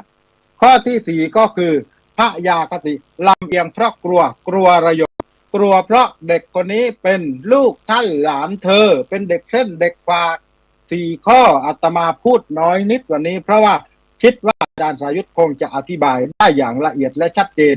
ตามที่โยมชอบเพราะฉะนั้นความถูกต้องแพ้ความถูกใจตรงอคติ4ข้อ4ข้อนี้แพ้แน่นอนความถูกต้องแพ้แน่นอนนี่ที่เกิดขึ้นจริงกับสังคมณปัจจุบันนี้กราบสาธุครับผมสาธุครับกราบขอบคุณพระอาจารย์มหาภูมิธรรมโพมิปาโลประธานศูนย์ปฏิบัติธรรมดีประเทศอังกฤษครับผมโอ้โหคุณโยมวันนี้แปลกมาไม่เยอะแต่ว่าจัดเต็มแต่ว่าเป็นภาระของอาจารย์สรายุทธหรือเปล่าไม่รู้สึกว่าจะโยนให้อาจารย์สรายุทธอยู่บ่อยๆเนี่ยผมก็ไม่มั่นใจเหมือนกันแล้วเนี่ยตอนนี้ หรือว่าเปิดประเด็นให้อาจารย์สรายุทธได้พูดเยอะวันนี้ได้พบปะแต่จริงพระอาจารย์เนี่ยท่านว่าเข้าข้างตัวเองเป็นเรื่องความถูกใจแต่ว่าถ้ามีเหตุมีผลในความถูกต้องวันนี้ท่านก็เปิดประเด็นว่าโอ้โหสรุปใจความสำคัญให้ชัดเจนมัน ความถูกต้องแพ้ความถูกใจตรงไหนก็ด้วยหลักอคติสี่โอ้ยพูดโยมจิ๊บมาเต็มเลยครับอคติสี่มีอะไรบ้างเนี่ยเพราะรักฉันทาคติลำเอียงเพราะโกรธโทสะคติลำเอียงเพราะหลงโมหคติแล้วก็ลำเอียงเพราะกลัวพยาคติเนี่ยก็มาอธิบายมากอย่างที่อาจารย์ภูมิธรรมว่านะเพราะว่ามหาภูมิธรรมว่าเดี๋ยวอาจารย์สรยุทธ์อาจจะอธิบายด้วยมีประเด็นอะไรอย่างไงบ้างแต่เนี่ยทางรอดเนี่ยอาตมาเสริมนิดหนึ่งพอดีคิดถึงคำพูดหรือว่าวาทะที่อาจารย์มหาภูมิธรรมพูดไว้ในอีก่อนเนี่ยเลยเอามาบอกว่าเนี่ยสี่รอก็เป็นทางรอดคุณโยมที่เราอยู่ในยุคที่ความถูกต้องแพ้ความถูกใจอาจารย์มหาภูมิธรรมพูดมา EP ก่อนเนี่ยมีอะไรบ้างเราต้องรู้ตน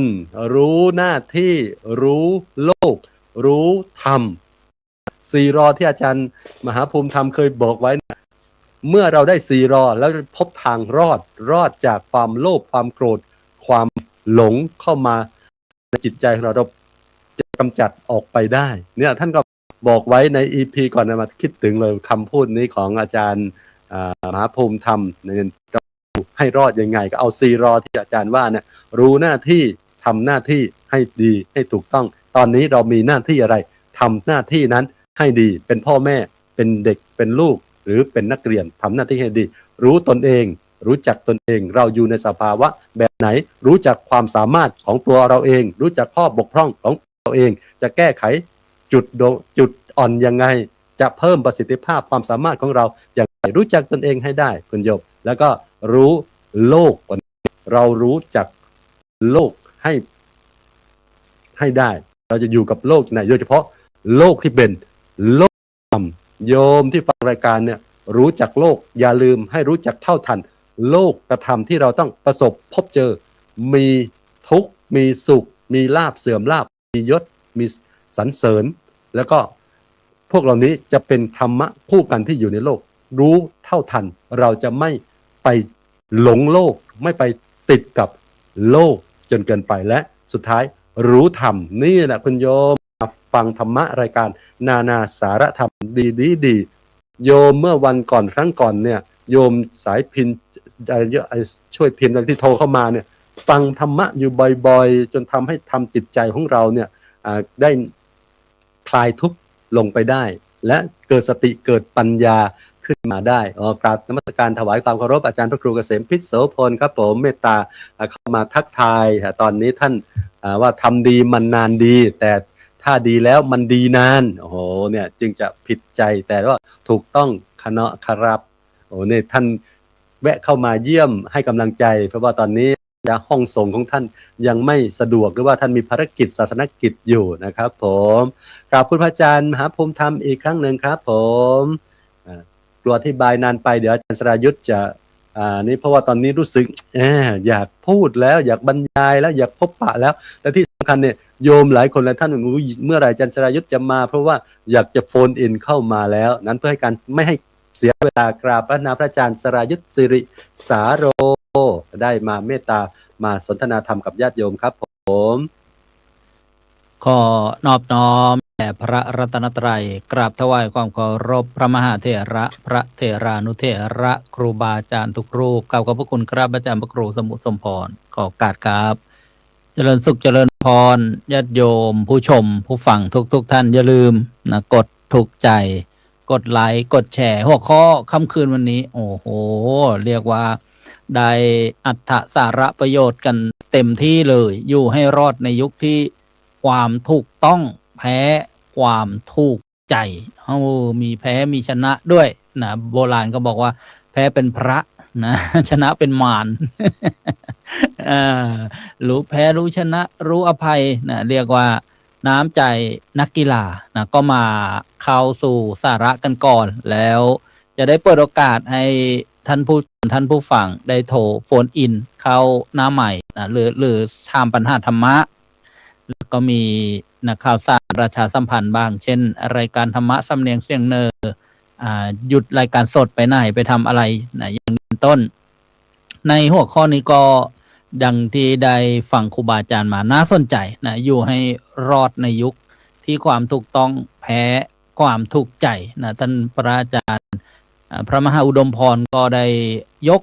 ชาดกอดีตชาติของพระพุทธเจ้าที่เสวยพระชาติเป็นลิงเห็นไหมเป็นลิงก็ไปสังเกตต้องอยู่ให้รอดจะข้ามแม่น้ำไอ้จระเข้นี้อยากจะกินหัวใจลิงก็เลยแกล้งถามลิงนั้นก็เลยแกล้งถามจระเข้เป็นยังไงสบายดีเหมือนเมื่อวานไหมจระเข้ไปปอเป็นหินก็นึกว่าหินเนี่ยต้องพูดกับลิงนี้ทุกวันอ๋อสบายดีจระเข้นี่ว่า แล้วก็ลอกไปลอกมาแล้วกระโดดเหยียบที่จมูกจระเข้ปิ้วไปแล้วสุดท้ายก็มาสนทนาธรรมกันนี่ก็เป็นเรื่องย่อยๆทีนี้ในหัวข้อนี้ท่านพระอาจารย์พระครูเกษมพิโสพลก็กลับถวายความเคารพท่านก็บรรยายเมื่อวันก่อนในเรื่องของคำว่าอธิปไตยเรียกว่าความเป็นใหญ่ความเป็นใหญ่มีในหลักธรรมก็คือ3ประการหนึ่งเรียกว่าอธิปไตย2โลกาธิปไตย3ธรรมาธิปไตยประการที่1นี้อัตตาธิปไตยก็คือเอาตัวเองเป็นใหญ่ไม่มีใครจะใหญ่ความผู้นำและเป็นเหมือนระบอบที่เราเราเรียนเห็นมาว่าเป็นเผด็จการผู้นำต้องชี้ได้ทุกอย่างแล้วก็2โลกาธิปไตยพวกมากลากไปอย่าให้ยกมือได้ใช่นะบางทีเนี่ยเหมือนคำที่ท่านว่าน้ำน้อยย่อมแพ้ไฟคนดีก็น้อยกว่าคนพาลบางที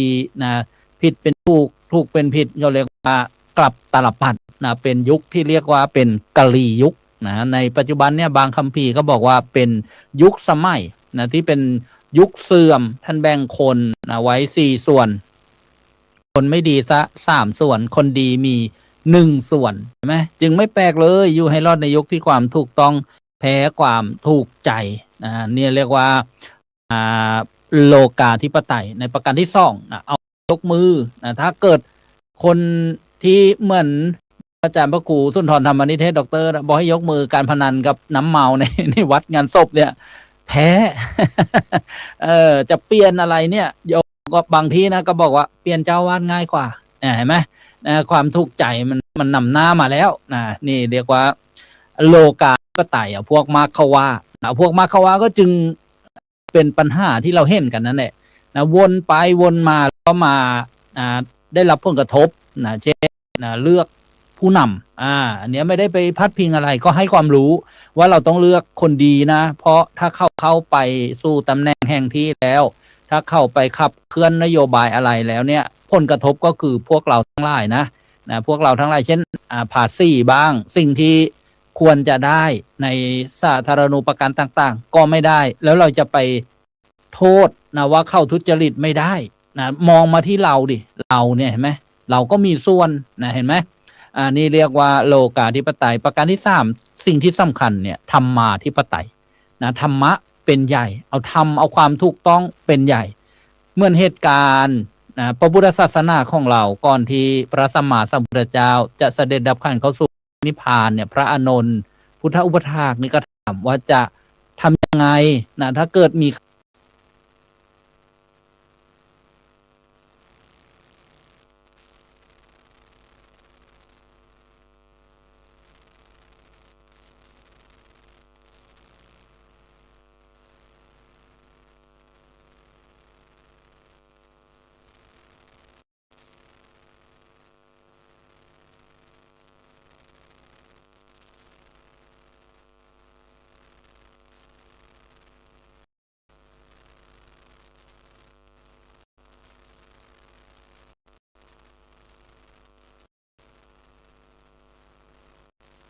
วัยเด็กวัยกลางคนวัยทำงานหรือผู้สูงวัยทั้งหลายดังนั้นคีย์เวิร์ดในวันนี้เนี่ยจะเห็นได้ว่า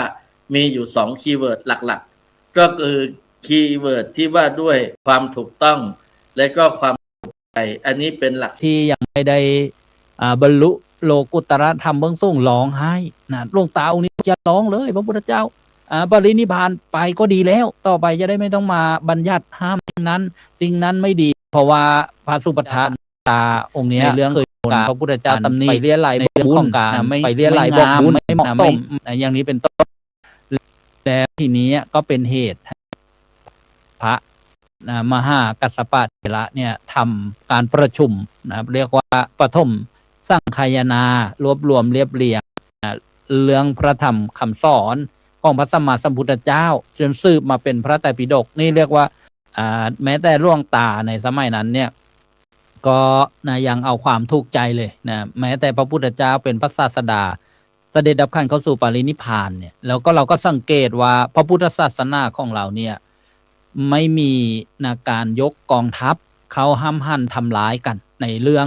การที่จะเป็นผู้ใหญ่หรือว่าจะเป็นผู้นำมีบ้างที่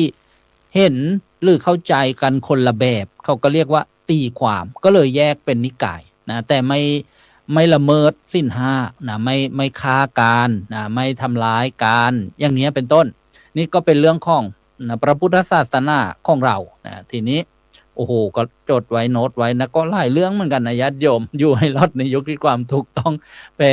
ความถูกใจนะได้ข่าวเรื่องยุคคำว่ายุคสมัยเนี่ยนะทีเนี้ยพระมหาภูมิธรรมท่านก็ได้หยิบยกหลักธรรมมาจริงๆก็ดีนะกระผมก็เตรียมมาแล้วแหละนะเตรียมมาว่าเราต้องนึกถึงตอนพระพุทธเจ้าสอนธรรมะเนี่ยเห็นไหมนะมีเรียกว่าที่พึ่งที่ระลึกนะญาติโยมไตรสรณคมพุทธังสรณังคัจฉามินะธัมมังสรณังคัจฉามิหรือสังฆังสรณังคัจฉามินะเราเนี่ยถึงพระพุทธเจ้าว่าเป็นสรณะเป็นที่พึ่งถึงพระธรรมและพระสงฆ์ว่าเป็นสรณะเป็นที่พึ่งนะหรือนะเราเคยได้ยินโครงการนะธรรมนาวาวังเนี่ยท่านก็บอกให้เราเน้นย้ำนะว่าพุทโธเมนาโถพระพุทธเจ้าเป็นที่พึ่งของเราธัมโมเมนาโถพระธรรมเป็นที่พึ่งของเราสังโฆเมนาโถพระสงฆ์เป็นที่พึ่งของเราที่พึ่งอันประเสริฐเลิศที่สุดเลยอคติสี่นะพระพุทธเจ้าสอนกับนะลูกเศรษฐีชื่อนะสิงขาลกะนะสิงขาลกะมานพเนี่ยโยมเช้ามาก็มาอาบน้ำแล้วก็ไหว้ทิศพระพุทธเจ้านะเล็งค่ายพยานแล้วนะบุคคลเนี้ยนะจะต้องไปโปรดนะแล้วก็มาถามว่าทำอะไรนะก็เลยบอกว่าพ่อสร้างไว้ก่อนตายให้ทำทุกวันนะพระพุทธเจ้าก็บอกตัดสอนเนี่ยไม่ได้บอกว่าอย่างนี้ไม่ดีนะอย่างนี้ไม่ควรทำแต่พระพุทธเจ้าบอกว่าในอริยวินัยเนี่ยการไหว้ทิศเนี่ยก็มีนะแต่ก่อนจะไหว้ทิศเนี่ยนะต้องละกรรมกิเลสก่อนนะสิ่งที่ไม่ดีเนี่ยญาติโยมนี่แหละคือเบสิกพื้นฐานในการดำรงชีวิตไม่ว่าจะยุคไหนแหละนะที่จะทำให้เราอยู่รอดนะว่ามีเท่าไหร่ล่ะกรรมกิเลสที่เป็นบาปธรรมเนี่ยมีนะ14อย่างนะโยม446นะ446คืนนี้พระมหาภูมิธรรมให้ไว้แล้ว4ไม่ถึงอคติ4นะไม่ถึงอคติ4ก็คือความไม่ยุติธรรมเสียความสมดุลเรียกว่าความลำเอียงนะเพราะรักนะเพราะโกรธเพราะกลัวแล้วก็เพราะหลงไม่รู้ความจริงมีตัวอย่างมากมายที่เราก็เห็นกันอยู่นะทีนี้อีก4อย่างล่ะคืออะไรนะเรียกว่าทำไปแล้วเนี่ยมันเศร้าหมองการกระทำที่เศร้าหมองเรียกว่ากรรมกิเลสเครื่องเศร้าหมองไม่ควรทำเลยนะฆ่าสัตว์นะแล้วก็ลักทรัพย์ประพฤติผิดในกามแล้วก็พูดโกหกนะเนี่ยทำ4อย่างเนี่ยทำไปแล้วใจเศร้าหมองนะบางท่านบอกว่าอ้าวสุราไปไหนสุราไปอยู่ในข้อกามนะข้อที่3นั่นแหละนะข้อเกี่ยวกับการล่วงละเมิดนะหรือไปติดใจในรสชาตินะแต่ว่าสุราเนี่ยที่ให้ไปเนี่ยนะก็เคยฟังมาสุราเนี่ยน้ำมึนเมาเนี่ยถ้าดื่มในส่วนตัวนี่ก็มีโทษอยู่นะเสียทรัพย์เสียสุขภาพอย่างเงี้ยเสียสติแต่ถ้าไม่ไปทำผิดศีลข้อที่1 2 3 4เนี่ยก็สร้างนะเขาเรียกว่ากรรมเครื่องเศร้าหมองที่เศร้าหมองเพราะผิดศีลข้อที่1นี่ก็เอาฟังเพื่อนๆไปก่อน4อย่างนะกรรมกิเลสเครื่องเศร้าหมองแล้วก็ที่สำคัญเลยอบายมุข6นะที่จะทำ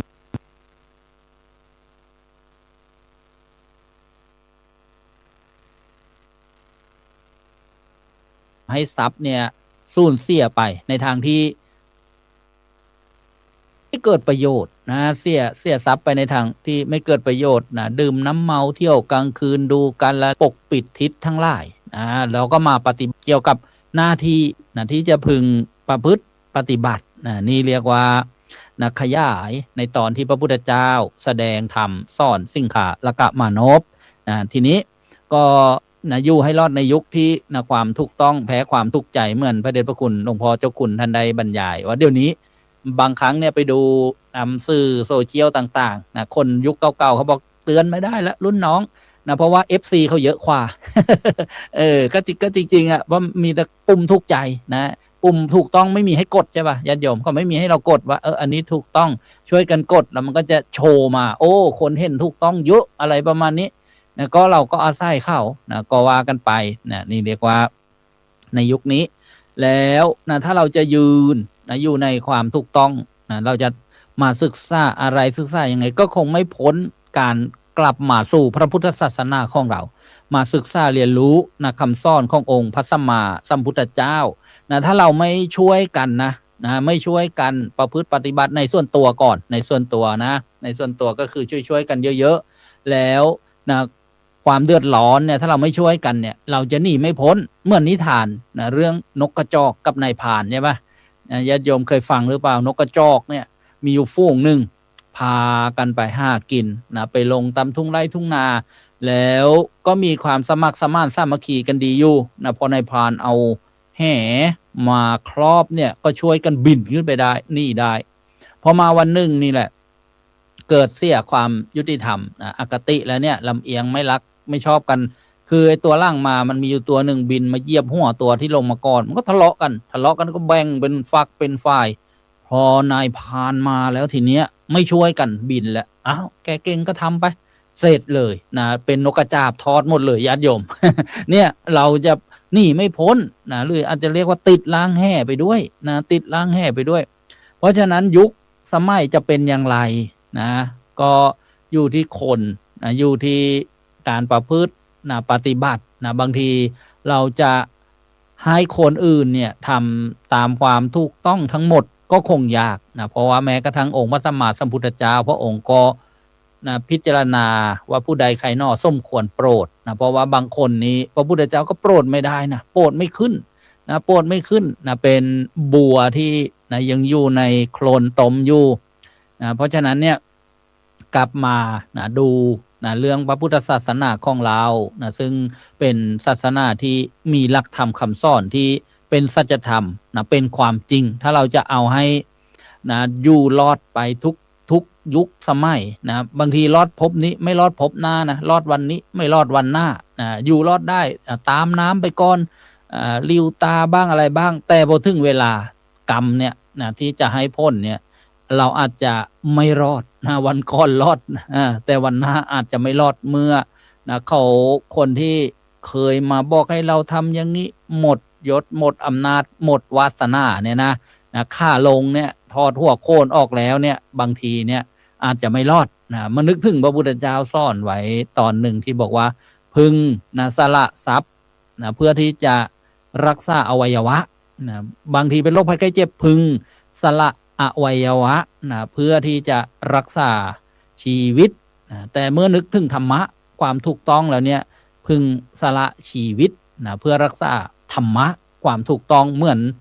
ในอดีตตอนพระพุทธเจ้าบำเพ็ญพระบารมีเช่นขันติวาทีดาบทเนี่ยถูกนะอดีตพระเทวทัตทำร้ายนะจนเสียชีวิตนะพระองค์ก็ไม่ด่าไม่ว่าไม่โกรธนะยังให้พรนะให้พรผู้ที่ทำให้ท่านเสียชีวิตขอให้มีพระชนมายุยิ่งยืนนานนะสุดท้ายก็ฝ่ายนั้นก็ถูกธรณีสูบเพราะทำบาปอันนี้เรียกว่าเรามีสรณะเรามีที่พึ่งนะเราก็ต้องฝึกไปนะวันละเล็กวันละน้อยได้บ้างไม่ได้บ้างนะญาติโยมฝึกตัวเรานี่แหละนะบางอย่างก็ไม่ควรนะคิดนะเมื่อเห็นความคิดแล้วนะก็เปลี่ยนบ้างนะมาระลึกนึกถึงธรรมะบางอย่างนะพอเห็นแล้วว่าจะพูดไม่ดีก็ระงับยับยั้งบ้างบางอย่างพอพิจารณาเห็นตัวเองแล้วว่าจะทำไม่ดีก็ระงับยับยั้งนะมีสติมีสัมปชัญญะมีหิริมีโอตตัปปะนะเพราะฉะนั้นเนี่ยสังคมของเรานะสังคมพุทธศาสนาเนี่ยก็จะ เจริญรุ่งเรืองนะยังมีคำกล่าวไว้ว่าวัดจะดีมีหลักฐานเพราะบ้านช่วยบ้านจะสวยเพราะมีวัดดัดนิสัยบ้านกับวัดผัดกันช่วยก็อวยชัยถ้าขัดกันก็บันไลทั้งสองทางพระต้องนำทำดีเป็นที่ยิ่งโยมต้องวิ่งตามด้วยช่วยศึกษาพระและโยมร่วมช่วยกันพัฒนาศาสนาช่วยคนชาติพ้นภัยนะญาติโยมอนุโมทนาทุกท่านท่านใดจะโทรศัพท์เข้าร่วมรายการตอนนี้นะเปิดโอกาสสัก2-3 สายนะเพื่อให้เหมาะกับเวลา062-59-59-123ช่วงนี้มาอนุโมทนาบุญวันนี้คุณโยมมนตรีแสงปานแก้วกับคณะมาถวายแอร์สถานีวิทยุใหม่8 เครื่องนะโยมมาอนุโมทนาบุญกันกำลังสร้างสถานีเจริญพรกราบนมัสการพระอาจารย์ทุกท่านเจ้าค่ะ จ้ะ และขอสวัสดีญาติธรรมทุกท่าน เจริญพรโยมเคโอจากฝรั่งเศสเป็นยังไงบ้างบรรยากาศฝรั่งเศสวันนี้ ก็อากาศเย็นสบายดีเจ้าค่ะพระอาจารย์ วันนี้โยมขออนุญาตร่ายเป็นกลอนนะเจ้าค่ะ โอ้มีกรอนมาด้วยอนุโมทนาเจริญพร เออ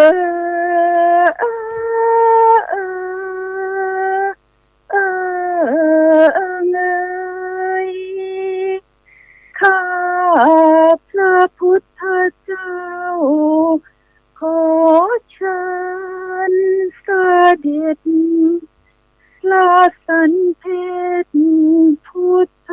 องค์ณราสภาทรงพิชิตมารและเสนา28 พระองค์นายกทรงสมญาสันหังกรเป็นต้นมาทรงดื่มแล้วซึ่งรสธรรมจตุสัตว์อันประเสริฐทรงคุณเลิศดีโลกล้ำยอดบุญพระคุณนำยิ่งเทศไทยไตรวิชาโปรดรับประทับทรงหน้าที่ตรงกระหม่อมข้าพระพุทธเจ้าสาธุปลานมบังคมเชิญขอให้พระพุทธสักกายาพระจำเริญประทับบนเสียนเทินปราดสรรเสริญพระบารมีแค่นี้เจ้าค่ะพระอาจารย์อนุโมทนามารายกรสรรเสริญคุณของพระพุทธเจ้านะแต่ละพระองค์นะมีอะไรจะฝากถึงท่านผู้ชมท่านผู้ฟังนี่โยมนวลซี่จากอังกฤษบอกว่าเสียงหวานนะ ขอบคุณค่ะสวัสดีค่ะคุณนวลศรีคุณโยมปาคุณคุณแดงคุณเกษินีคุณคมชาญคุณพิษณุเพื่อนญาติธรรมทุกท่านอนุโมทนาสาธุเจริญพรเป็นเสียงจากผู้ชมผู้ฟังจากฝรั่งเศสคุณโยมวันเดอร์เคโอวูเมนติดตามมานานไม่ต่ำกว่า1 ปีโยมก็ยังสงสัยที่ได้ฟังตอนที่ครูบาอาจารย์บรรยายว่าเหมือนสมอเรือสมอเรือนี่เป็นยังไงก็คือว่าเราต้องมีจุดยึดหลักยึดเรือที่จอดแล้วไม่มีสมอก็โดนน้ำพัดไปพัดมาเรือจุดยึดก็คือธรรมะนั่นไงหลักใจของเรานะอย่าลืม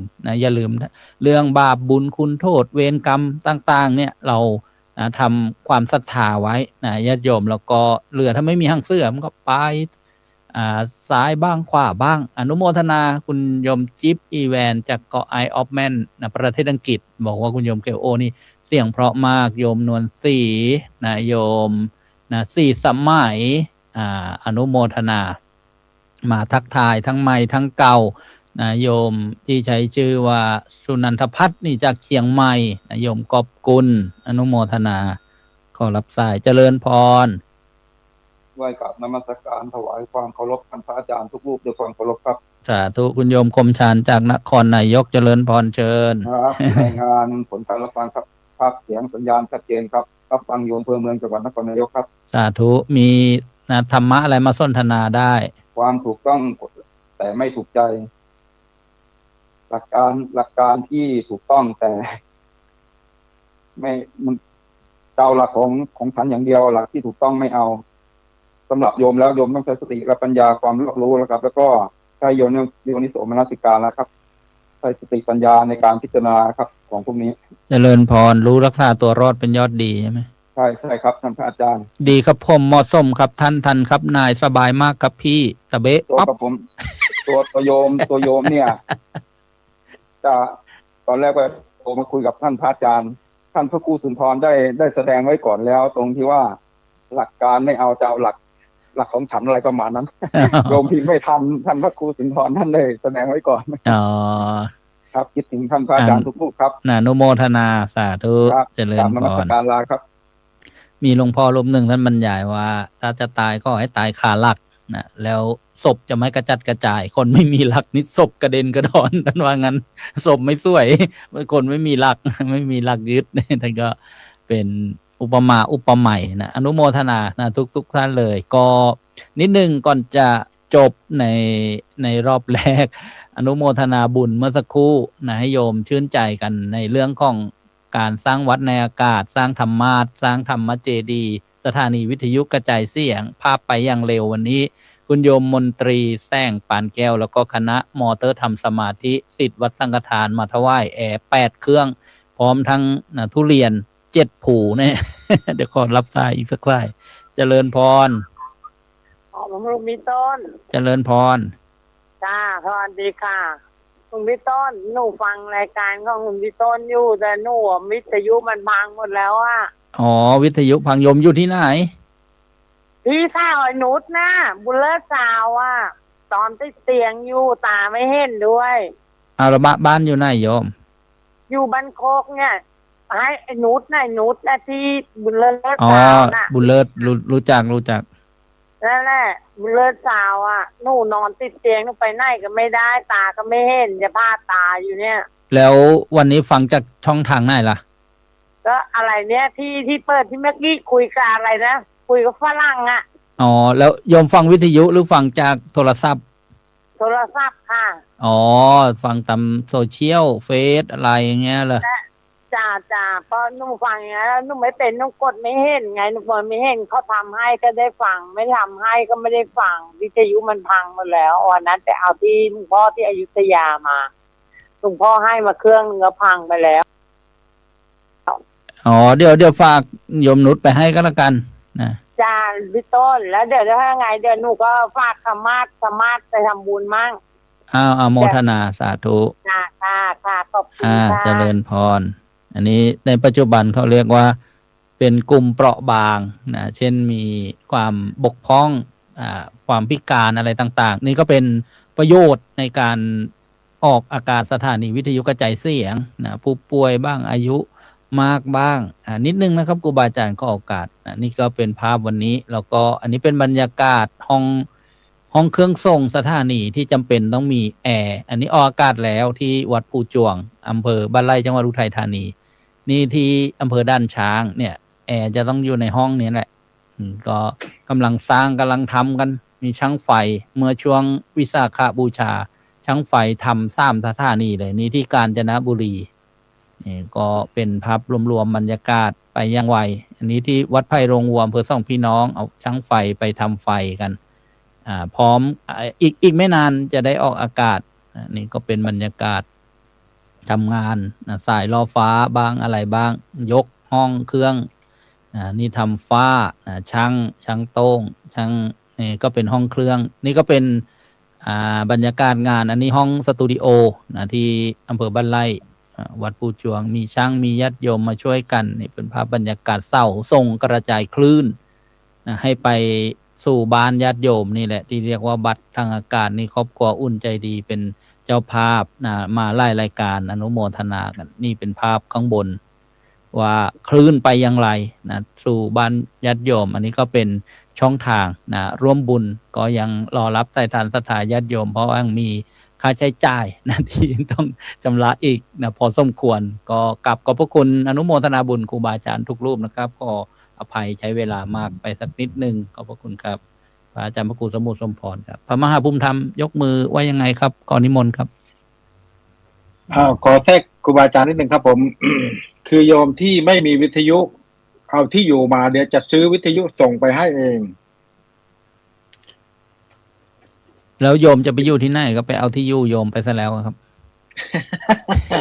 เอางี้เดี๋ยวผมให้โยมไปวิ่งไปให้เพราะรู้จักกันไม่ไกลโอเคเดี๋ยวท่านก็ทำธุรกรรมมาทางผมนี่ก็ได้เดี๋ยวจัดให้ครับจัดให้ครับขออนุโมทนาครับสาธุครับสาธุที่วัดโฮมเทเตอร์พังครับ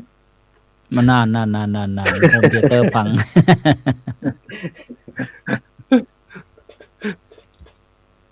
สาธุครับกราบขอบคุณอาจารย์สรายุทธสิริสาโรครับผมโอ้โหคุณโยมเก็บรายละเอียดทุกช็อตทุกเม็ดทุกอย่างบรรยายได้ละเอียดคือว่าวันนี้เนี่ยทั้งหมดทั้งปวงเนี่ยอาจารย์สรายุทธได้มาเก็บรายละเอียดทั้งหมดเลยทั้งอธิปไตย3อคติ4กรรมกิเลส4อบายมุข6คุณโยมฟังแล้วก็ฮีนใจพร้อมกับทักทายกับญาติกับโยมในวันนี้เมื่อกี้พระอาจารย์มหาภูมิธรรมเพิ่งถามว่าทำไมคนเราเนี่ยความถูกต้องแพ้ความถูกใจเพิ่งได้ทราบตรงนี้เองครับผมว่าเพราะว่าความถูกต้องมันไม่มีปุ่มกดมีแต่ปุ่มกดถูกใจ คุณโยมวันนี้เนี่ยถือว่าเป็นโอกาสดีคุณโยมที่เรามาสนทนาธรรมในเรื่องนี้อยู่ให้รอดในยุคที่ความถูกต้องแพ้ความถูกใจครูบาอาจารย์ได้มาให้ความรู้เราในตอนนี้ผ่านไป2 ชั่วโมง 47 นาทีแป๊บเดียวคุณโยมในเรื่องของสิ่งที่เราพูดถึงกันในวันนี้เนี่ยพยายามให้โยมดึงสติดึงอันนี้ของโยมมาว่าโยมเราอยู่ในโลกในปัจจุบันอยู่ในยุคในปัจจุบันเนี่ยเราจะอยู่รอดอย่างไงในการดำเนินชีวิตของเราบางครั้งบางทีเราอาจจะใช้ความถูกใจของเราเนี่ยมากกว่าความถูกต้องที่เกิดขึ้นในความเป็นจริงอย่าพยายามท่านบอกว่าอย่าพยายามวิ่งตามกระแสโลกจนมากเกินไปเพราะอะไรเราจะต้องเดินตามไปตามทิศทางของกระแสธรรมให้มากกว่ากระแสโลกเพราะอะไรเพราะกระแสโลกเนี่ยพาไปเราไปสู่ความวุ่นวายหลายๆอย่างที่เข้ามาแต่กระแสธรรมเนี่ยมันนำให้เรามาสู่ความสุขสงบเย็นมากยิ่งขึ้นในชีวิตเรานั้นกระแสธรรมก็คือความถูกต้องกระแสโลกก็คือความถูกใจของเราอาจจะต้องการความถูกใจเพราะมันสุขสงบสุขสนุกสนานแต่ธรรมะเนี่ยมันสุขสงบเย็นในจิตใจของพวกเรามากกว่าวันนี้อาตมาภาพเลยเชื่อว่าญาติโยมที่มาฟังธรรมกับครูบาอาจารย์ในวันนี้แต่ละรูปก็จะมีหัวข้อธรรมแล้วก็ข้อคิดข้อธรรมนำมาให้ญาติโยมได้ฟังเป็นแง่คิดแง่ธรรมโดยเฉพาะอาจารย์สรายุทธเนี่ยท่านได้สรุปทั้งหลายทั้งปวงให้ญาติโยมได้ฟังเก็บรายละเอียดทั้งหมดแล้วก็อนุโมทนาบุญกับโยมที่โทรศัพท์เข้ามาโยมเคโอโยมคมชาญมาลาเนี่ยวันนี้โยมเคโอมาเป็นบทกลอนบทเสภาบทเสียงที่ไพเราะที่น่าฟังให้ญาติโยมได้มาสดับรับฟังอีกแล้วก็โยมคมชาญมาลาก็มาทักทายหลังจากที่เคยตื่นเต้นตอนนี้รู้สึกว่าเสียงก็ปกติมากยิ่งขึ้นแล้วก็โยมอีกท่านหนึ่งก็มาสนทนาธรรมกันเนี่ยโอ้โหถือว่าเป็นโอกาสดีต่อไปรอบที่2เนี่ยจะมีเวลาอยู่ไม่มากจะให้แต่ละรูปได้สรุปเนื้อหาสาระประเด็นสำคัญข้อคิดข้อธรรม ให้ญาติโยมได้สดับรับฟังครับรัตนาพระอาจารย์พระครูสุนทรธรรมนิเทศครับผม ครับขอตัวความเคารพรอบที่สองสรุปนะครับ เอาเป็นว่าเมื่อเราต้องไปเจอกับคนที่ชอบถูกใจมากกว่าถูกต้องเนี่ยเราจะทำยังไงนะก็คือการรู้จักวางใจให้เป็นนะไม่ใช่วางคนให้เป็นอย่างใจเรา คืออะไรที่มันไม่ได้เป็นไปตามใจเรานี่เราก็คงจะไม่สามารถจัดการได้ แต่ว่าอยู่ที่เราเองจะวางใจตัวเองอย่างไรเพราะธรรมชาติของมนุษย์มักเลือกในสิ่งที่ชอบใจถูกใจซึ่งสอดคล้องกับความเชื่อของตนมาก่อนแล้วอาจจะถูกสะสมมาตั้งแต่เด็กนะส่วนความถูกต้องนั้นบางครั้งต้องอาศัยเหตุผลการไตร่ตรองด้วยความกล้ายอมรับความจริงนั้นต้องยอมรับจึงต้องวางใจว่าคือยอมรับความจริงของโลกไม่ได้ขับเคลื่อนด้วยความถูกต้องเพียงอย่างเดียวนะแต่ขับเคลื่อนด้วยความรู้สึกความเชื่อและผลประโยชน์ของผู้คนด้วยฉะนั้นเราก็อาจจะต้องยอมรับจุดนี้ด้วยนะเมื่อเข้าใจเช่นนี้จะไม่แปลกใจไม่โกรธแล้วก็ไม่เป็นทุกข์เกินเหตุเมื่อคนอื่นก็ไม่เป็นอย่างที่ใจเราต้องการนะอันนี้ประการหนึ่งประการต่อมาก็คือรักษาความถูกต้องของตนไว้คนอื่นก็ไม่ถูกต้องก็เรื่องของเขาแต่เราจะถูกต้องไว้แม้คนส่วนใหญ่จะนิยมเรื่องถูกใจแต่เราก็ไม่จำเป็นจะต้องทิ้งความถูกต้องเพื่อไปเอาใจคนอื่นพระพุทธเจ้าตรัสสอนให้ยึดหลักธรรมและเหตุผลไม่ใช่ยึดตามเสียงส่วนมากเสมอไปนะประการที่สามก็คือพูดด้วยความจริงนะความถูกต้องที่นะเรียกว่ามันขาดเมตตาเนี่ยบางทีกลายเป็นการตำหนิไปอันความเมตตาที่ขาดความถูกต้องก็กลายเป็นการตามใจไปนะดังนั้นอันต้องพูดความจริงด้วยเมตตาด้วยไม่ใช่ไปทำลายเขาอันบางทีอย่างที่พ่อแม่หรือครูบางทีก็สอนลูกอาจจะกลายเป็นเรื่องตำหนิในสิ่งที่ลูกทำไม่ถูกต้องแต่ว่าในความเมตตาเองตามใจก็เรียกว่าตามใจนะก็กลายเป็นความเสียหายแก่ลูกได้จึงควรพูดสิ่งที่จริงมีประโยชน์และให้เหมาะสมกับเรื่องของเวลาด้วยประการที่สี่ไม่คาดหวังให้ทุกคนเห็นเหมือนอย่างที่เราเห็น พระเจ้าก็ยังไม่สามารถทำให้ทุกคนนะตรัสรู้ได้ตามพระองค์ทั้งหมดนะหน้าที่ของเราคือเสนอเหตุผลและความจริงส่วนการยอมรับหรือไม่นั้นก็เป็นเรื่องของบุคคลนะซึ่งเขาอาจจะต้องนึกถึงอะไรครับนึกถึงบัวสี่เหล่าไหม3 เหล่า4 เหล่านั่นแหละนะว่ามันมีระดับของแต่ละคนที่ต่างกันแล้วก็การประการที่5คือใช้ผลลัพธ์เป็นครูนะสิ่งที่ถูกใจอาจสร้างความสุขได้ชั่วคราวแต่สิ่งถูกต้องให้ผลดีในระยะยาวเมื่อเวลาผ่านไปนะเรื่องของการกระทำจะเป็นเครื่องยืนยันและพิสูจน์ความจริงฉะนั้นอย่าเสียความถูกต้องเพียงเพื่อให้คนถูกใจและอย่าเสียความเมตตาเพียงเพราะอยากพิสูจน์ว่าตัวเองนั้นถูกต้องผู้มีปัญญาไม่ทุกข์เพราะคนไม่เห็นด้วยแต่ยังคงทำสิ่งที่ถูกต้องด้วยจิตใจที่มีความสงบและอดทนและเมตตาเพราะรู้ว่าความถูกใจชนะใจคนได้ชั่วคราวเท่านั้นแต่ความถูกต้องจะทำให้ชนะตลอดไปอันนี้ก็ขอยืนยันในหลักการเดิมยังไงเสียก็อาศัยอย่าตึงเกินไปก็แล้วกันนะแล้วก็อย่าหย่อนเกินไปมัชฌิมาปฏิปทาพบกันครึ่งทางแล้วกันนะถ้าก็ไม่ถูกใจก็อย่าไปว่าไม่ถูกใจเรานะแต่ก็ทำถูกต้องก็ชมก็หน่อยแต่ถ้าเขาทำถูกใจแต่ไม่ถูกต้องก็อย่าไปว่าเขาแบบเสียหายนะมีโอกาสมีเวลามีจังหวะค่อยคุยกันนะแล้วก็จะได้ประโยชน์อาจจะทำให้เขาเปลี่ยนใจได้นะเลิกทำสิ่งที่ถูกใจแล้วหันมาทำในสิ่งที่ถูกต้องให้โอกาสพุทธศาสนาเป็นศาสนาแห่งการให้โอกาสไม่ใช่ไปเรียกว่าตัดโอกาสผู้อื่นท่านจะเรียกว่าชนิดที่ว่าไม่ต้องผุดต้องเกิด ฉะนั้นก็นะทำอะไรทำด้วยจิตที่เมตตาพูดอะไรพูดด้วยจิตที่เมตตาคิดอะไรก็คิดด้วยจิตที่เมตตา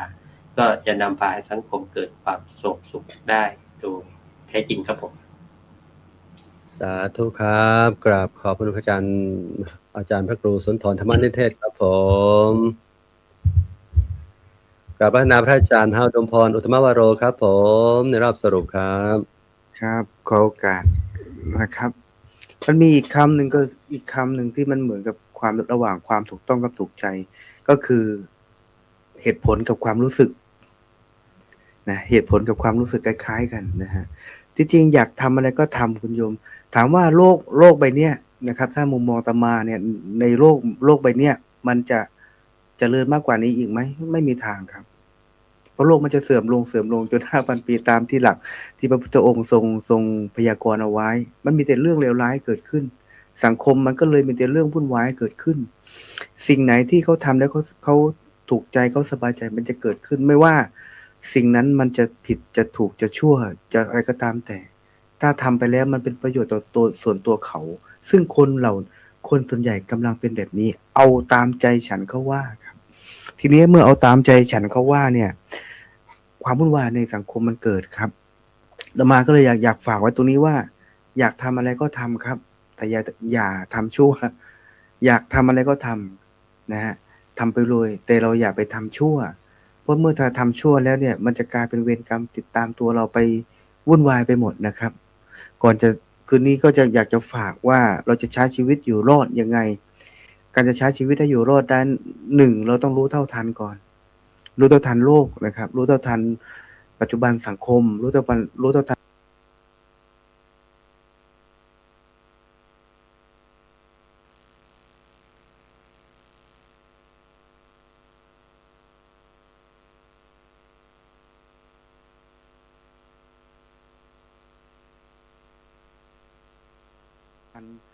ปัจจุบันสังคม รู้เท่าทัน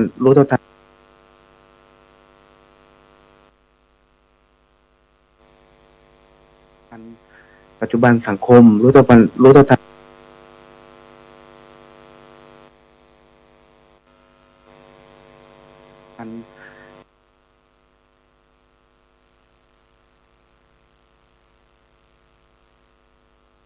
แยะมากมายอยู่หน้าจอในตอนนี้ก็ดี ทุกกลุ่มที่เข้ามารับชมนะโยมนะอาตมามีความรู้สึกว่ารายการนานาสาระธรรมดี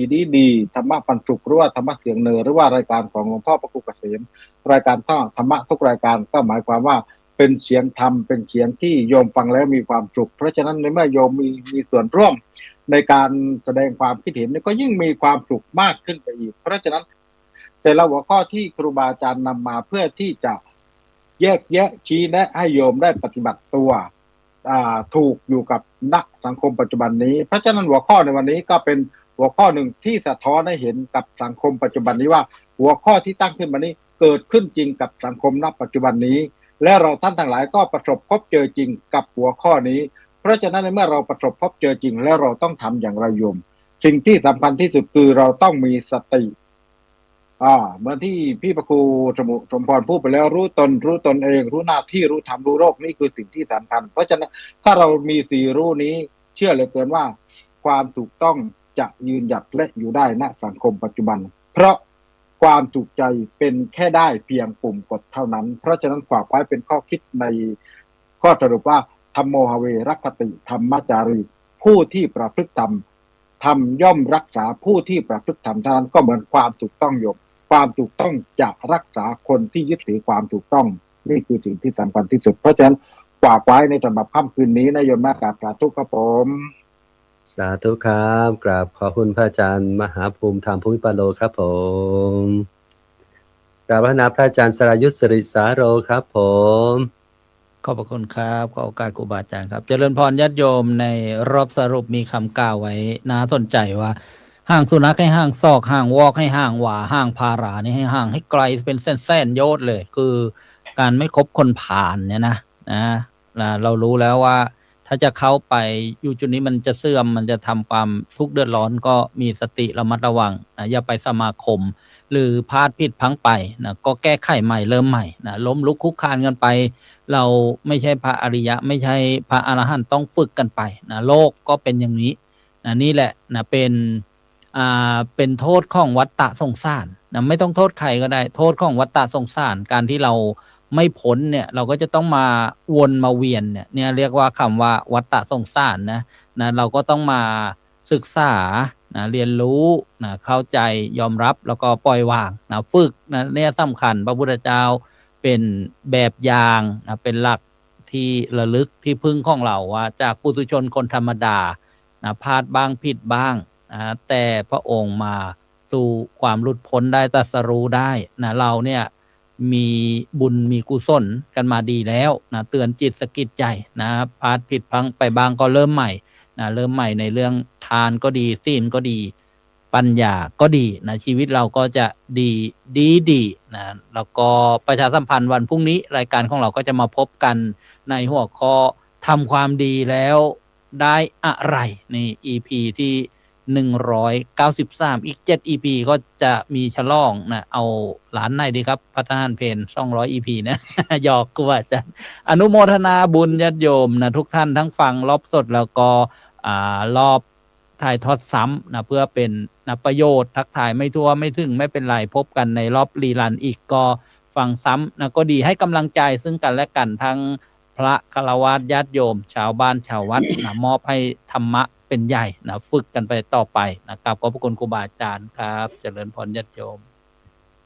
สาธุครับกราบขอบคุณพระอาจารย์สรายุทธสิริสาโรครับผมโอ้โหวันนี้ญาติโยมเต็มเวลาพอดีเป๊ะเลยคุณโยมกับรายการนานาสารธรรมดีจริงสเปเชียลตอนนี้สเปเชียลกับไม่สเปเชียลก็เหมือนกัน2 ชั่วโมงเต็ม เพราะว่าธรรมะของครูบาอาจารย์เนี่ยแต่ละรูปเนี่ยเตรียมมาอัดเต็มจัดเต็มให้ญาติโยมกับพร้อมกับญาติโยมเสิร์ฟถึงบ้านของญาติโยมวันนี้เรามาพูดคุยกันในเรื่องอยู่ให้รอดในยุคที่ความถูกต้องแพ้ความถูกใจการอยู่ให้รอดในยุคนี้เนี่ยคุณโยมความถูกต้องแพ้ความถูกใจคือเราจะทำยังไงรักษาสมดุลระหว่างความจริงกับความรู้สึกให้ปกติได้ปรับตัวโดยยึดหลักความยืดหยุ่นแล้วก็การสื่อสารที่เห็นอกเห็นใจและรู้จักปล่อยวางเราจะควบคุมอย่างไรและก้าวผ่านสถานการณ์อย่างนี้อย่างไรให้เกิดความสงบวันนี้เราจะอยู่รอดอย่างไรครูบาอาจารย์ได้นำเสนอหลักในการดำเนินในการหลักในการใช้ก็คือหลักธรรมเราจะต้องมีสติมีหิริโอตตัปปะเว้นจากอคติแล้วก็ให้เรามีศีลมีสมาธิมีปัญญาในการดำเนินชีวิตของเราให้ได้ให้เราเข้ามานำมาใช้ในชีวิตจริงของเราให้ได้และจะเกิดประโยชน์กับชีวิตของเราในการที่จะดำเนินชีวิตให้อยู่รอดในยุคที่ความถูกต้องแพ้ความถูกใจแต่ยังไงเราอย่าลืมความถูกต้องมาก่อนความถูกใจอย่าเสียความถูกต้องเพราะความถูกใจอย่าเสียอธิปไตยธรรมาธิปไตยต้องเอาธรรมาธิปไตยมากกว่าอัตตาธิปไตยที่ครูบาอาจารย์ได้ให้ข้อคิดข้อธรรมเราไว้ในวันนี้นั้นครับขอบคุณครูบาอาจารย์ทุกรูปที่ได้มีเมตตามาให้ธรรมะให้ทานเป็นให้ธรรมะเป็นทานแก่ญาติโยมและก็อนุโมทนาบุญกับญาติโยมทุกคนทุกท่านที่วันนี้เรามาสร้างมงคลชีวิตให้แก่เราด้วยการฟังธรรมตามกาลเวลาเรามาสร้างบุญกุศลให้แก่ตัวเราด้วยการมาธรรมะสวนะใหม่ด้วยการมารับฟังธรรมแล้วก็ได้เป็นบุญเป็นกุศลให้แก่ชีวิตของเราในการดำเนินชีวิตของเราให้เกิดความรอดปลอดภัยและมีความสุขสวัสดีในชีวิตของเราต่อไปหากกระผมพระครูสมุทรสมพร ยานวุฒโธดำเนินรายการผิดพลาดประการใดล่วงเกินครูบาอาจารย์ต้องกราบขออภัยทุกรูปทุกท่านในโอกาสนี้ครับผมและขอกราบพระนาพระอาจารย์พระครูสุนทรธรรมนิเทศได้กล่าวสรุปแล้วก็ให้พรปิดท้ายรายการในวันนี้ก่อนที่อาจารย์สรายุทธจะได้เปิดเพลงธรรมะส่งท้ายครับผมก็ขอขอบพระคุณครูบาอาจารย์ทุกรูปนะครับที่ได้เมตตาในการนำเสนอเรื่องราวที่ให้ญาติโยมได้ปัญญาในการพิจารณาว่าจะใช้ชีวิตอย่างไรให้เกิดความไม่เดือดร้อนนะแล้วก็มีความอยู่เย็นเป็นสุขได้ในสถานการณ์ที่เรียกว่าแม้จะมีความรู้สึกที่ต่างกันแต่ก็สามารถจะยอมรับแล้วก็ปรับใจที่จะให้ตัวเองไม่เป็นทุกข์กับสิ่งที่ไม่เป็นไปตามใจหวังได้ก็ขอให้ทุกท่านได้รับประโยชน์จากการฟังได้นำไปใช้ในการดำเนินชีวิตให้ได้รับความสุขโดยทั่วกันทุกท่านเถิด